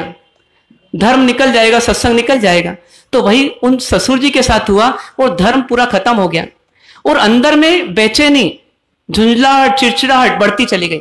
और दिन और रात बस एक ही चेहरा दिखता। किसका चेहरा दिखता? बस वो दामाद का चेहरा दिखता। और कभी कभी दामाद गाड़ी से जब जाता हुआ दिखता और स्वयं बेचारे ससुर जी जो हैं वो पैदल पैदल सब्जी लेने जाते रहते। तो उस समय उनको ऐसा आक्रोश आता है, ऐसा आवेश आता है कि जवानी के दिन होते तो शायद इसको छोड़ता नहीं मैं, लेकिन कुछ नहीं कर सकते। ऐसा सब चलता रहा। इतना चलते चलते वो द्वेष, वो आक्रोश इतना बढ़ा कि दामाद तो दामाद, वो बेटी भी दामाद की हो गई और ससुर जी से और दूर हो गई, मतलब पिताजी से दूर हो गई। अब न बेटी से कोई संबंध रहा, न दामाद से कोई संबंध रहा, और दोनों की संतानों से भी कोई संबंध नहीं रहा। दोनों बच्चे छोटे छोटे, उनसे भी कोई संबंध नहीं। इस प्रकार की परिस्थिति में 2 परिवार आपस में क्लेश कला में उतर आए थे। ये सिर्फ उनकी जिंदगी की कहानी नहीं है, ये हमारी जिंदगी की कहानी है। हमारा ईगो हमारे परिवार का विघटन कब कर दे, या हमारा स्वार्थ हमारे परिवार का विघटन कब कर दे, हमें पता नहीं होता। हम तो सोचते हैं मैं अच्छे के लिए उससे लड़ रहा हूं, जिससे सब ठीक हो जाएगा। वो ठीक तो नहीं होता है, और उल्टा जितना ठीक था वो बेठीक हो जाता है। ऐसी स्थिति होती है आवेश शुरू करते समय व्यक्ति ये सोचता है कि मेरा आवेश उसको चुप कर देगा, पर उसका भी आवेश क्या बोलता है कि मेरा आवेश इसको चुप कर देगा, और इस प्रकार दोनों का विवाद बढ़ जाता है। ये आए दिन की स्थिति है, और इसमें धर्म छूट जाता है, और धर्म नहीं छूटता बल्कि इस आत्मा का जो नाथ है, इस आत्मा का जो रक्षक है, वो धर्म छूट जाता है। तो इस आत्मा का ये भाव ही नहीं बिगड़ता, भाव बिगड़ जाते हैं। मरुभूति को थोड़ा सा क्रोध आया होगा, नहीं आया होगा ऐसा नहीं है, और न्याय की बात है कि गलती सामने वाले की थी, फिर भी वो क्रोध जो है वो कर्म बंधन तो करा रहा था, जिसका फल उनको ही भोगना पड़ा। तो हमारा कर्म बंधन हमें कहां ले जाएगा? वो ससुर जी का कर्म बंधन उनको कहां ले जाएगा? वो दामाद जी का कर्म बंधन कहां ले जाएगा?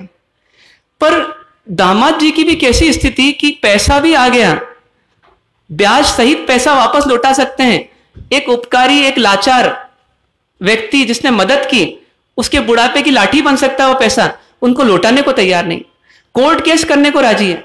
ऐसा करते करते बात जब बढ़ गई तो निंदा आलोचनाएं बढ़ गई, और आपस में जब जब कोई परिजन मिलते हैं, जो दामाद के भी रिश्तेदार हैं और अपने भी रिश्तेदार हैं, तो उस समय निंदा आलोचना करते समय देर नहीं लगती, और जब निंदा आलोचना होती है तो उसमें मिर्च मसाला लगते देर नहीं लगती, और जब मिर्च मसाला लगता है तो उसमें झूठ और माया आते देर नहीं लगती, और झूठ और माया जब आती है तो उस समय सच छुप जाता है, सच ढक जाता है, उसमें भी देर नहीं लगती। तो ये स्थिति जब बनने लगी तो दामाद जी का दिन का चैन, रात की नींद ससुर जी की और दामाद जी की दोनों की खो गई, और जगह जगह बस आपस में क्लेश कलह की बातें होने लगी। आना जाना बंद, जन्म मरण परण सब बंद, कोर्ट में मिलते और एक दूसरे को घूर के देखते, नफरत में जीते, इस प्रकार चलता रहता। ऐसा चलते चलते अब ये नकारात्मकता, अब ये टेंशन, अब ये डिप्रेशन कहां तक ले जा सकता है व्यक्ति को? कहां तक ले जा सकता है? अकेला एक व्यक्ति, एकाकी जीवन, कोई साथी नहीं, कोई संगी नहीं, और है तो कोई शत्रु है, और वो कौन? जिसको अपना माना था। तो उसी की चिंताओं से ग्रस्त रह करके सत्संग को छोड़ करके वो ससुर जी क्या हो गए? डिप्रेस होने लगे, टेंशन में आके जीने लगे। ऐसे करते करते 15-17 साल निकल गए जीवन के, 70-72 साल के हो गए। एक दिन एक निराशात्मक विचार आया, उस विचार ने उनको सुझाव दिया कि मैं जी किसके लिए रहा हूं और क्यों रहा हूं। ये विचार जैसे ही आया तो उनको लगा कि मरना ज्यादा अच्छा होगा।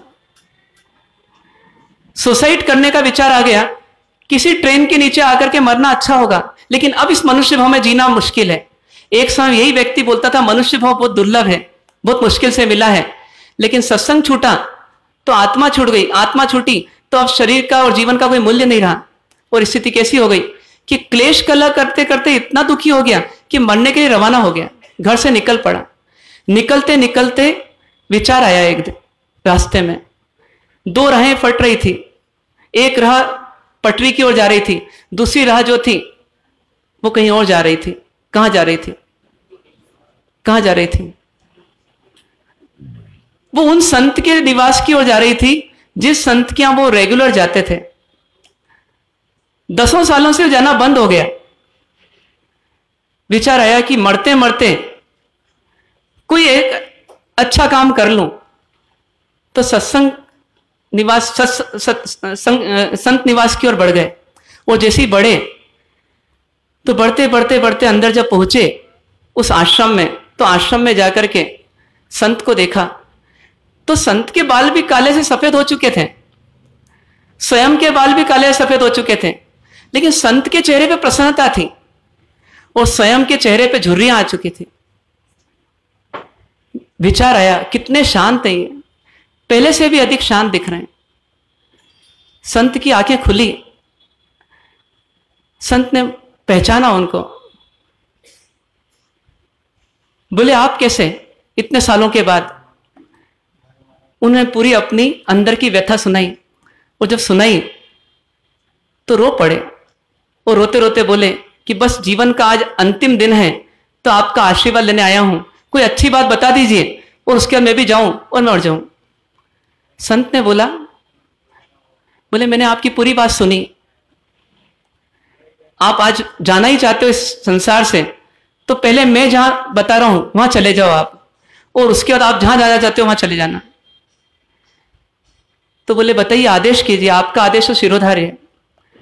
तो बोले एक काम करो, बाहर कुछ फल और मिठाई ले लो और लेकर के दामाद के घर चले जाओ, दामाद के घर चले जाओ, कभी आपके साथ ऐसा हो जाए, कोई महाराज साहब बोल दें तो कितनी जल्दी मान लेंगे? कितनी जल्दी मान लेंगे? आपकी हंसी बोल रही, कितना आसानी से मान लेंगे आप? नहीं मानेंगे। पर उस व्यक्ति के मन में एक भावना हुई कि मैंने इतने सालों तक इनका सत्संग किया है, तो ये मेरे गुरु, तो क्यों ना इनकी आज एक बात मान ली जाए। लेकिन फिर रोका अपने आप को। किसने रोका? ईगो ने रोक दिया। पहले स्वार्थ का झगड़ा था, अब अहंकार का झगड़ा और मिक्स हो गया उसमें, और स्वार्थ और अहंकार दोनों मिल गए, फिर तो कोई हिला नहीं सकता। तो वो अहंकार बोलता है कि नहीं, झुकना नहीं है अपने को, क्योंकि गलती किसकी है? गलती किसकी? अच्छा आप बताओ, यदि आपको न्यायाधीश बना दे तो किसकी गलती है? तो न्याय बोलता है कि गलती तो दामाद की है, क्योंकि उसने क्या नहीं दिए? पैसे नहीं दिए, जो उसको मौके पर और आवश्यकता के समय ससुर जी ने दिए थे। और ससुर जी बूढ़े बुजुर्ग लाचार, और उनको दुखी करा इसने। तो बोले मैं झुकूं तो कैसे झुकूं? मेरी गलती हो तो मैं झुक जाऊं। तो संत से बोले नहीं, मैं झुक तो नहीं सकता, मेरी भूल ही नहीं तो मैं क्यों माफी मांगू वहां जाकर के? बोले नहीं आप जाओ। बोले नहीं मैं नहीं जाऊंगा। लेकिन अंदर ही अंदर विचार आ रहा है कि संत कभी झूठ नहीं बोलते, तो माफी मांगने का बोल रहे हैं तो कुछ ना कुछ तो इसमें भी है, तो क्या बात है?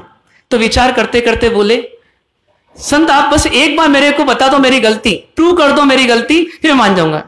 हमारा ईगो क्या बोलता है? आप लॉजिकली प्रूव कर दो बस मैं गलत हूं, फिर तो मैं मान जाऊंगा, भले ही नहीं माने अपन, क्योंकि अपने पास बहुत सारे लॉजिक से।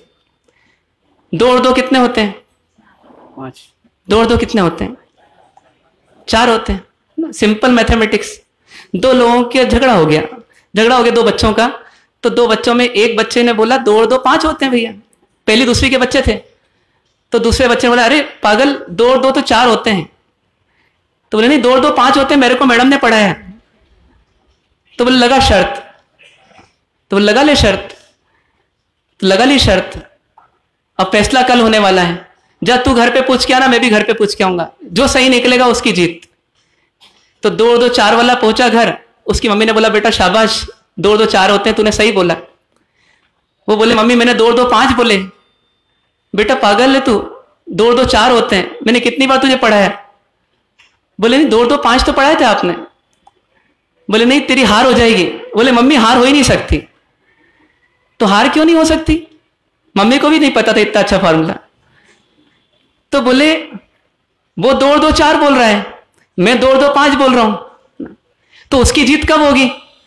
जब मैं मानूंगा कि 2 और 2 4 होते हैं, और मैं मानूंगा ही नहीं 2 और 2 4 होते हैं, तो उसकी जीत कैसे होगी?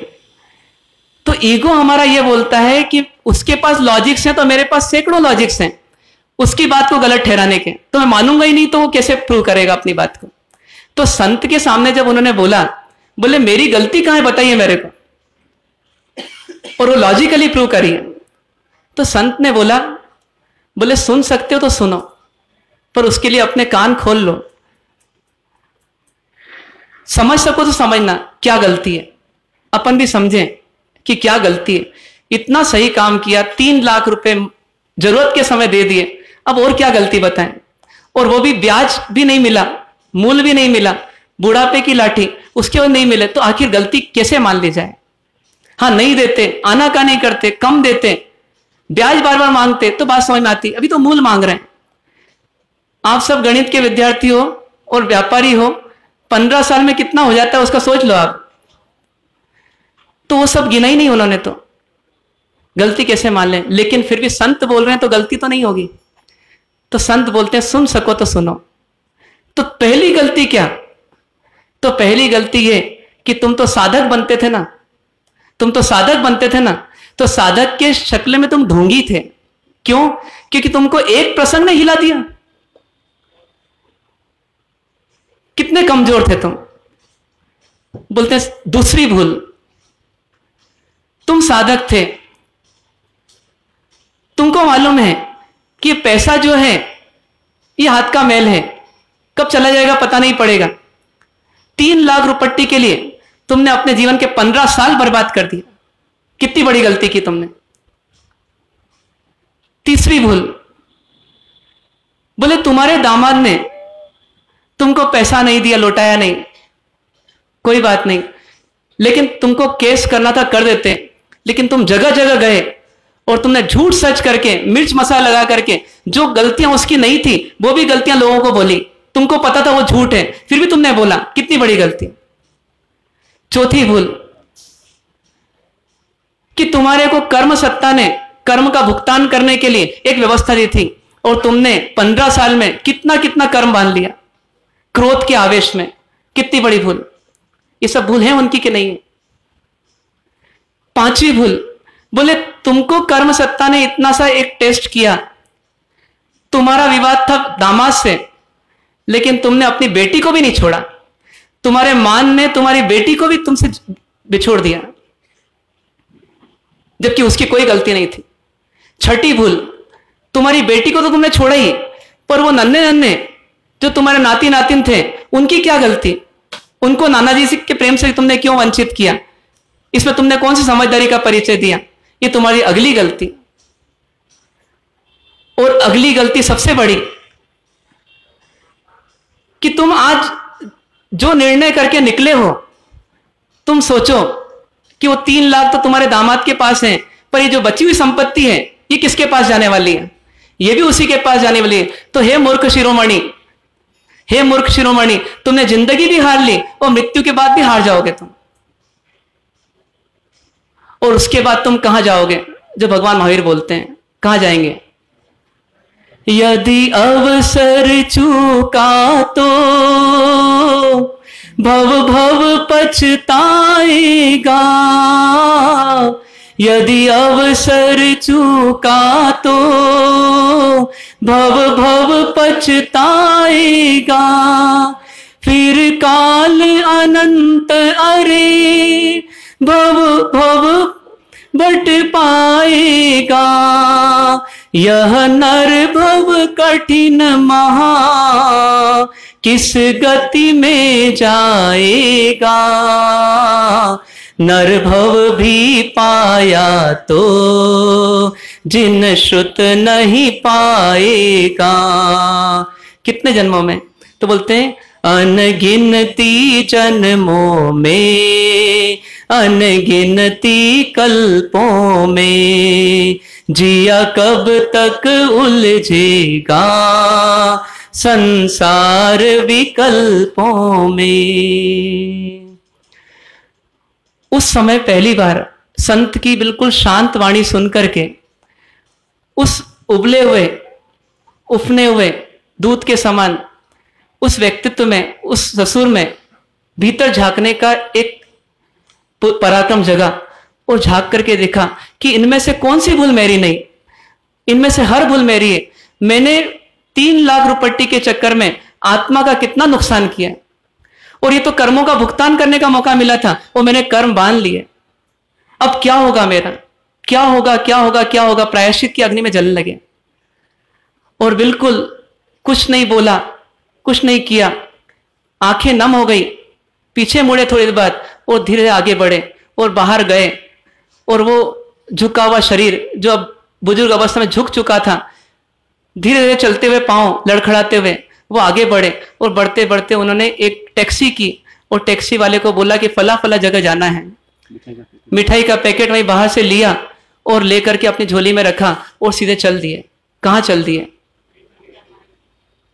आप कहाँ जाएंगे? घर तो जाना ही है, लेकिन घर जाने के पहले कहाँ जाना चाहिए? वो ससुर जी बोलते हैं मुझे अब ना तो शमशान जाना है और ना मुझे अपने पुराने घर जाना है, मुझे कहाँ जाना है? बेटी के घर जाना है। और बेटी के घर जाते हुए वो रास्ते में विचार कर रहे हैं, उस विचारों में कर्मों की कितनी निर्जरा कर रहे हैं। और निर्जरा करते करते जैसे ही वो गाड़ी रुकी, निकले बाहर और वो झुका हुआ शरीर आगे बढ़ा और उस गेट तक पहुंचा जिस गेट के द्वार बंद थे कब से, तो आज से नहीं बल्कि 15 साल से बंद थे। गेट को खोल दिया, अंदर पहुंचे, अंदर पहुंच करके बेल बजाई और बेल बजाते से ही शाम का समय था और उस समय बच्चे और माता पिता भोजन के समय बैठे थे। तो घंटी बजी तो 2 बच्चे बाहर आए। बाहर में जैसे ही आए तो एक कोई 22 साल का होगा और एक कोई 20 साल का होगा। और जैसे ही बाहर दरवाजा खोला तो एकदम अंदर आवाज आई, मम्मी मम्मी देखो नाना जी आए, नाना जी आए, चमत्कार हो गया। एकदम प्रेम से पागल हो गए। और जैसे ही अंदर आवाज गई तो अंदर से बाहर मम्मी पापा दौड़ के आए, देखें कौन आया है, किसको आवाज दे रहे हैं। और जैसे ही पहुंचे तो देखा पापा खड़े हैं। वो बेटी तो जो है वो पर्दे के वहीं रह गई, उसके आंसू निकलने लगे। और बाप क्या बोलता है दोनों के सामने हाथ जोड़ करके कि हे बच्चों, मैं बूढ़ा पिता तुम्हारा आज तुमसे माफी मांगने आया हूं। क्यों माफी मांगने आया हूं? क्योंकि मैंने अपराध किया है। क्या अपराध किया है? तो मैंने अपने आत्मा का नुकसान करके, अपनी आत्मा का पतन करके, धर्म की बातों को एक तरफ करके, सत्संग की बातों को एक तरफ करके, पिछले 15 वर्ष में तुमको सताने के अलावा जिंदगी में कोई दूसरा लक्ष्य नहीं बनाया। और भावों ही भावों में तुमको सताता रहा, तुम्हारी हिंसा करता रहा, तुम्हारे से वेर करता रहा। मैंने बहुत पाप किए, बहुत पाप किए, बहुत पाप किए। लेकिन बच्चों, मेरा बुढ़ापा सफल हो जाएगा यदि क्या, बस यदि आप मुझे माफ कर दोगे तो, यदि आप मुझको भुला दोगे तो। देखिए, मरुभूति को तो कमठ माफ नहीं किए थे। यदि कमठ माफ कर दिए होते तो शायद प्रेम का प्रभाव वापस हो जाता और शायद 10 भोग का नुकसान नहीं होता, शायद ऐसा होता। लेकिन न कमठ ने माफ किया, न मरुभूति के मन में जो रहा वो निकला पूरी तरह से। और इसी कारण से स्थिति ऐसी बनी। तो सोचिए हमारे जीवन में क्या बनेगी। वो बुजुर्ग पिता एक ही बात कह रहा है कि बस मुझे माफ कर दो, यही मेरी चाहना है। अब ना मुझे पैसा चाहिए, ना कौड़ी चाहिए, बस मुझे माफी चाहिए। और ऐसा कहते कहते वो सोचे सोचे, विचारे विचारे, इतने में तो वो बुजुर्ग पिता क्या हुआ, उनके चरणों में चला गया, दामाद जी के। और दामाद जी के चरणों में गया और दामाद जी उसको उठा रहे हैं, उनको उठा रहे हैं। और उठाते उठाते इधर ससुर जी के आंसू निकल रहे हैं और वो दामाद जी के चरणों में जा रहे हैं। और दामाद जी के आंसू निकल रहे हैं और ससुर जी की पीठ पे जा रहे हैं। मानो दोनों क्या कर रहे हैं, पश्चाताप कर रहे हैं। और जैसे ही उनको उठाया, आप ऐसा कैसे कर सकते हैं पापा, ये तो हमारी गलती है, हमने गलती की है और इसलिए हम आपको ऐसा कैसे होने देंगे, आप अंदर आइए, आप बैठिए। बोले नहीं बेटा, मैं और किसी लक्ष्य से आया नहीं हूं, बस मैं इस गेट से ही रवाना होने आया हूं।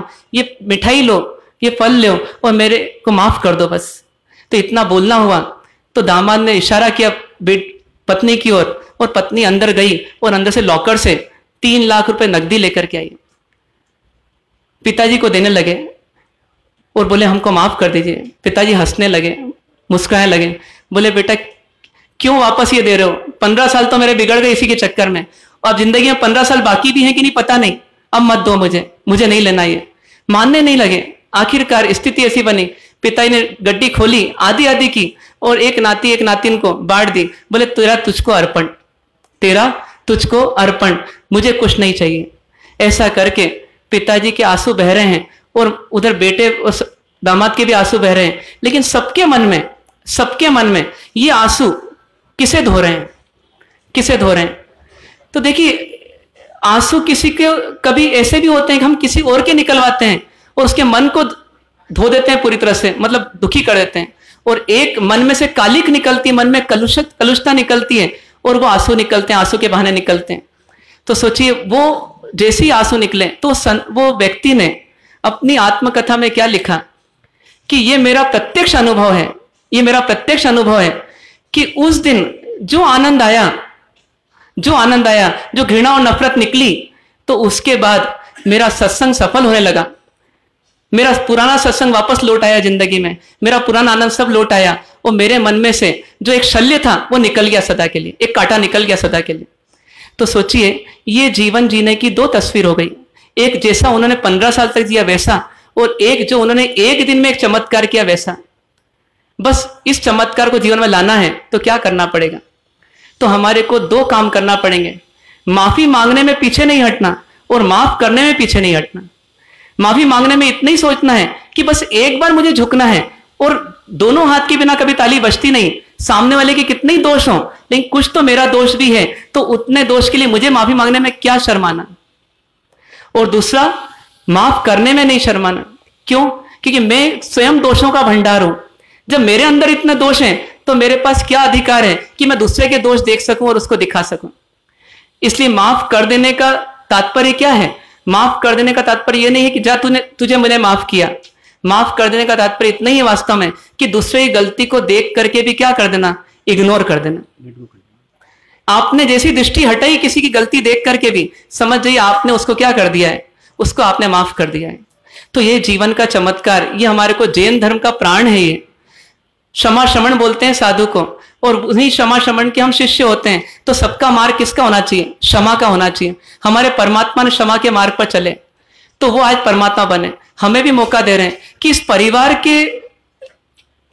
परिवार के आंगन में रहते हुए या परिवार के प्लेटफॉर्म पर रहते हुए हम आपस में कैसे जिएं। तो दूसरों की गलती को माफ करने में पीछे नहीं हटें और अपनी गलती के लिए माफी मांगने में पीछे नहीं हटें।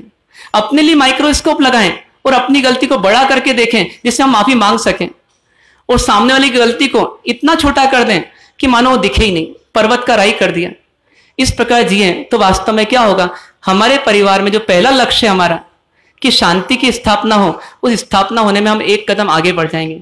तो कोशिश करना है आपको, हमको सबको, कि आज के दिन इस सूत्र को याद रखना है कि हम अपने जीवन में क्षमा मांग लीजिए और क्षमा कर दीजिए। इस सूत्र पर जीना प्रारंभ करें, क्या छोटा और क्या बड़ा, क्या पति और क्या पत्नी। यदि गलती मेरी तो मैं माफी मांगूंगा, और यदि गलती सामने वाले की है तो मैं उसको माफ कर दूंगा। माफ करने से वो निकट आएगा और माफी मांगने से वो निकट आएगा। संबंध दृढ़ बनेंगे, गाढ़ बनेंगे। जिन संबंधों में हम बोल सकते हैं 1+1 11 हो रहा है, और इससे हमारी प्रगति का मार्ग भी प्रशस्त होगा। कोशिश करें आप हम सब। ओम शांति शांति।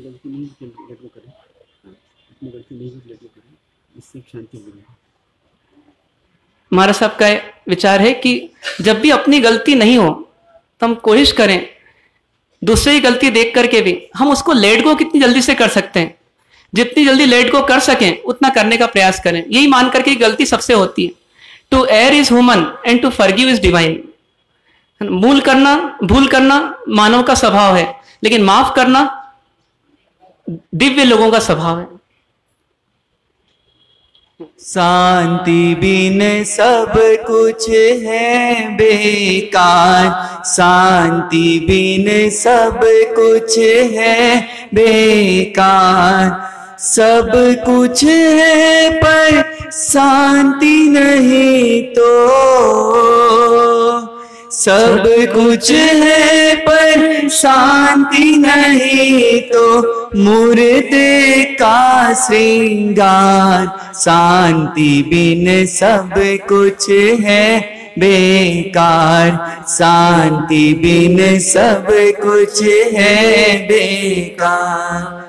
प्राप्त किया अब्जों का वैभव, धन कुबेर कहलाए। प्राप्त किया अब्जों का वैभव, धन कुबेर कहलाए। महल बनाए स्वर्ग लोक भी, देख जिसे शरमाए। पर अशांत है हृदय अगर तो क्या जीवन में सार। समझ लो सब कुछ है बेकार, समझ लो सब कुछ है बेकार। सब कुछ है पर शांति नहीं तो,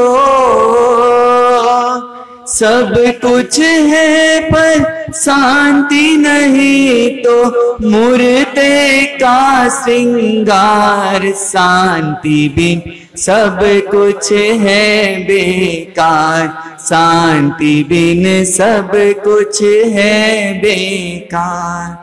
पाया पद सम्मान बड़े से बड़े मनुज कहलाए। पाया पद सम्मान बड़े से बड़े मनुज कहलाए।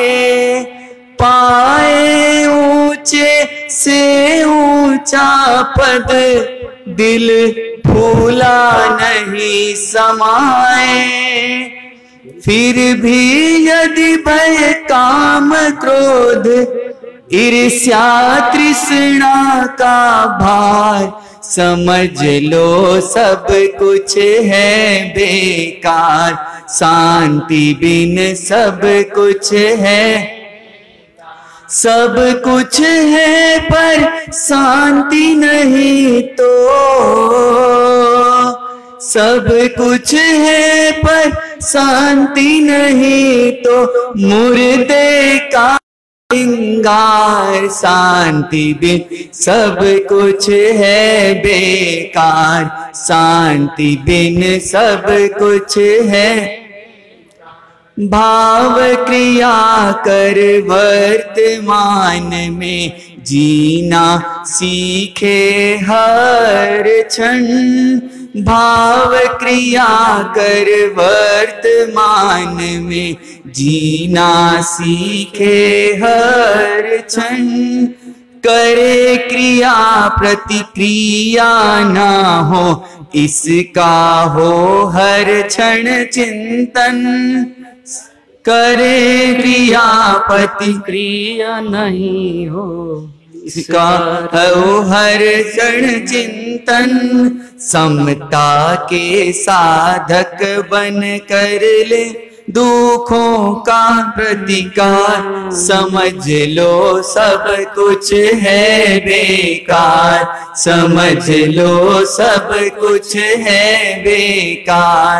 सब कुछ है पर शांति नहीं तो, सब कुछ है पर शांति नहीं तो मुर्दे का श्रृंगार। शांति बिन सब कुछ है बेकार, शांति बिन सब कुछ है बेकार। सहजानंदी शुद्ध स्वरूपी हो अविनाशी आत्म स्वरूपी। देह मरे छे हो नथी मरतो, हो अविनाशी आत्म स्वरूपी। सहजानंदी शुद्ध स्वरूपी हो अविनाशी आत्म स्वरूपी। देह मरे छे हो नथी मरतो, हो अविनाशी आत्म स्वरूपी। सहजानंदी शुद्ध स्वरूपी हो अविनाशी आत्म स्वरूपी। देह मरे छे हो नथी मरतो, हो अविनाशी आत्म स्वरूपी। पचखंड दिव्य रूपास सूर्य हो गए अपतन पचके तिवं पेरम अस्नम कायम सनतम पाणहर पोर्सिम 60% मठ पचके अनतनवणम सहस्रगण पच्चम कलम दिशाम सुत्रम आयमलम दिवे विगे पचके नतम लेवलम किसी सम कत पचतम एकासम व्यासम पचके तिवं पेरम अस्नम कायम सनतम सागणम आउंटन पसाव कोरठन सुत्रम वो श्री पोर्सी 60 पोर्सी एकासम व्यासना आयमलम उगर से नकार से पोर्सिम 60% मठ पचके पेरम अस्नम पाणम कायम सनतम सहस्रगण पच्चम कलम दिशाम अनुसार आयमलम दिवे विगे पचके लेवलम किसी सम कत पचतम एकासम व्यासम पचके तिवं पेरम अस्नम वो श्री।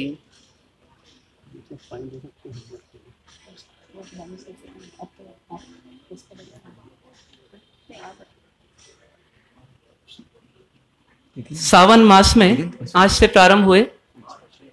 जैसे सावन में वर्षा तपी हुई धरती को शांत कर देती है, उसी प्रकार से अपनी परंपरा में तपश्चर्या के माध्यम से हम तप करके कर्मों को तो जलाते हैं और आत्मा को शीतल बनाते हैं। उसी क्रम में आज से भी कुछ तपस्याएं प्रारंभ हुई है, कुछ पूर्व से प्रारंभ हो चुकी है। जो नहीं कर सके अभी तक वो कोशिश करें, अब ज्वाइन करें। पहला तप है थोड़ा लंबा तप, 68 दिवसीय नवकार तप, जिसकी जानकारी इस प्रकार से है कि आपको 68 दिन में नवकार मंत्र के माध्यम से आराधना करने का मौका मिलेगा। एकाशना करते हुए तप करना है 68 दिवसीय। इसमें जितने अक्षर एक एक पद के होते हैं उस प्रकार से आराधना होगी। जैसे पहले 7 अक्षर होते हैं नमो अरिहंताणम पद में, तो 7 दिन तक हम नमो अरिहंताणम पद की आराधना करेंगे। फिर नमो सिद्धाणम में 5 पद होते हैं, तो 5 दिन तक नमो सिद्धाणम पद की आराधना होगी। इस प्रकार से क्रम चलेगा। नमो अरिहंताणम पद की आराधना आज से शुरू हो रही है, और आज जो ना कर सकें तो वो परसों से भी स्टार्ट कर सकते हैं। तो भावना करें। उसमें आपको जो क्रिया करना है वो पूरी बोर्ड पर लिखी हुई है। ओम ह्रीम नमो अरिहंताणम का पद रहेगा, उसकी माला रहेगी 20, और इसके अलावा 7 फेरी, 7 खमासमने, 7 स्वस्तिक आदि करना रहेंगे, प्लस देववंदन करना रहेगा। कुछ लोग विहरमान तप कर सकते हैं, जिनके 20 स्थानक तप हो चुके हैं वो विहरमान तप कर सकते हैं। विहरमान तप में 20 विहरमान परमात्माओं की आराधना करने का मौका मिलेगा। मतलब भरत क्षेत्र में रहते हुए हमारे को महाविदेश क्षेत्र में रहे हुए तीर्थंकर परमात्माओं की आराधना करने का इसमें मौका मिलेगा। इसका क्रम इस प्रकार से रहेगा कि हम एक उपवास एक पारणा, एक उपवास एक पारणा करते हुए 40 दिन तक की आराधना करेंगे। इसमें ओम ह्रीम श्रीम श्री सिमंदर स्वामी ने नमः, यहाँ से हमारी आराधना शुरू होगी और हर उपवास के समय हम एक एक अरिहंत परमात्मा का नाम आगे बढ़ाते आएंगे। उनका भी उल्लेख बोर्ड पर आपको मिल जाएगा। इसमें 12 फेरी, 12 खमासमणे, 12 स्वस्तिक आदि रहेंगे और 20 माला रहेगी ओम ह्रीम श्रीम श्री सिमंदर स्वामी ने नमः पहले दिन। दूसरे दिन यही पढ़ करके युगमंदर स्वामी ने हो जाएगी। इस प्रकार से क्रम चलता रहेगा। जो लोग 20 थनक तप नहीं कर चुके हैं वो लोग 20 थनक तप की आराधना में जुड़ सकते हैं। उसके लिए भी क्रम यही है कि एक उपवास एक पारणा करते हुए आप सामूहिक रूप से 20 थनक तप की आराधना करें। जिनकी पहले से ओली चल रही वो भी ओली स्टार्ट कर दें और नहीं चल रही है तो वो ओली स्टार्ट कर सकते हैं। ऐसे तो 12 से वो शुरू कर दी गई थी, 12 और 14 2 दिन दिए गए थे, फिर भी किसी कारणवश नहीं कर पाए हो तो वो दूज से आज से शुरू कर सकते हैं। कोशिश करें हम तप करें और तप के माध्यम से हम अपने समय को और अपनी नकारात्मक ऊर्जा को बचाने का प्रयास करें, जिस ऊर्जा को हम धर्म आराधना में लगा सकें।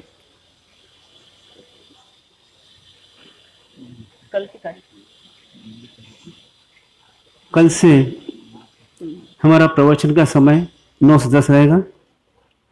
उसके बाद में स्वाध्याय रहेगा 10:30 से 11:30।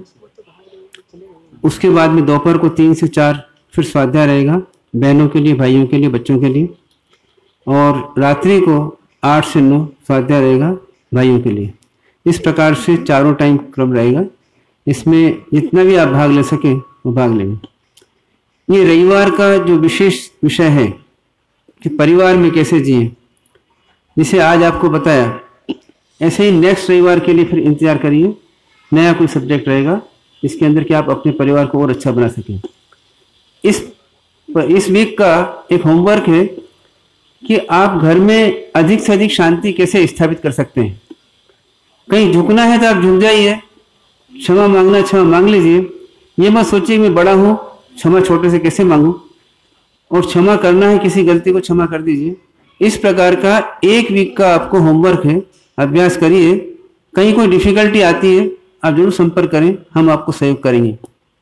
और ऐसे भी आपकी आराधना में जब भी आपको कोई प्रॉब्लम्स आता है या प्रश्न उठता है तो उसके लिए कभी आप पधार सकते हैं। जनरली शाम को 4 से 6 का टाइम रहेगा, उसके अंदर आप आकर के अपने प्रश्न उत्तर पूछ सकते हैं। फिर भी यदि मान लीजिए वो टाइम नहीं मिलता आपको उस समय, तो आप टाइम लेकर के कभी प्रश्न पूछ सकते हैं। कोशिश करें कम से कम एक व्यक्ति अपने जीवन का ऐसा चुनिए कि जिससे अपन माफी नहीं मांग पाए या उसको माफ नहीं कर पाए। कम से कम एक व्यक्ति, ऐसे तो बहुत सारे होंगे। हर फिल्म में कई विलेन होते हैं, तो हमारी फिल्म में कुछ ना कुछ विलेन होंगे जिनको हमने विलेन मान रखा होगा। तो कोशिश करिए एक व्यक्ति को चुनिए कम से कम। शायद वो जैसे साड़ू भाई क्या वो व्यक्ति गया और उसका कॉन्फिडेंस बढ़ गया, वो अब औरों से माफी मांग सकता है। तो हमारी भी शुरुआत हो, हम किसी एक व्यक्ति को चुने जिससे शायद हमारे को नफरत हो, जिससे हमारी बात नहीं बनती हो, बातचीत बंद हो, चाहे वो सासू जी हो, चाहे वो बहू हो और चाहे वो कोई और हो। तो एक व्यक्ति को चुनिए और हम पूरी ताकत लगा करके अंदर के मनोभावों के साथ कि अपनी भूल है ऐसा मान करके हम उससे माफी मांग सकें, इतनी ताकत बढ़ाने का प्रयास करें। और इस वीक में उस प्रयोग को जरूर करने का प्रयास करें।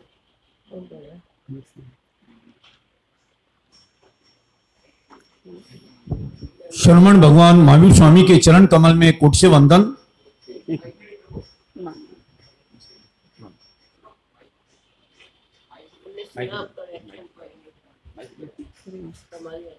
कोई कमाल नहीं।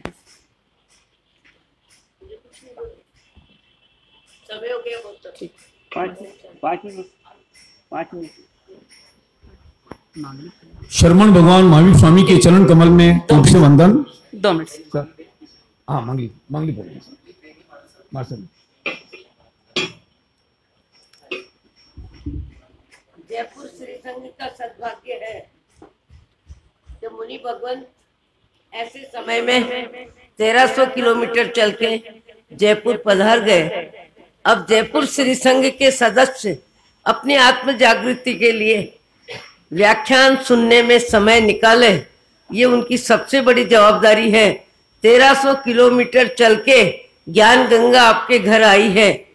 1 घंटे का समय, 1.5 घंटे का समय यदि आप निकालते हैं तो उनका आत्म कल्याण तो वो कर रहे हैं, पर आपको आत्म कल्याण करने का विचार पैदा होगा, भाव पैदा होगा, अपनी गलती का ज्ञान होगा, गलती का पश्चाताप होगा और गलती छोड़ने का भाव आएगा।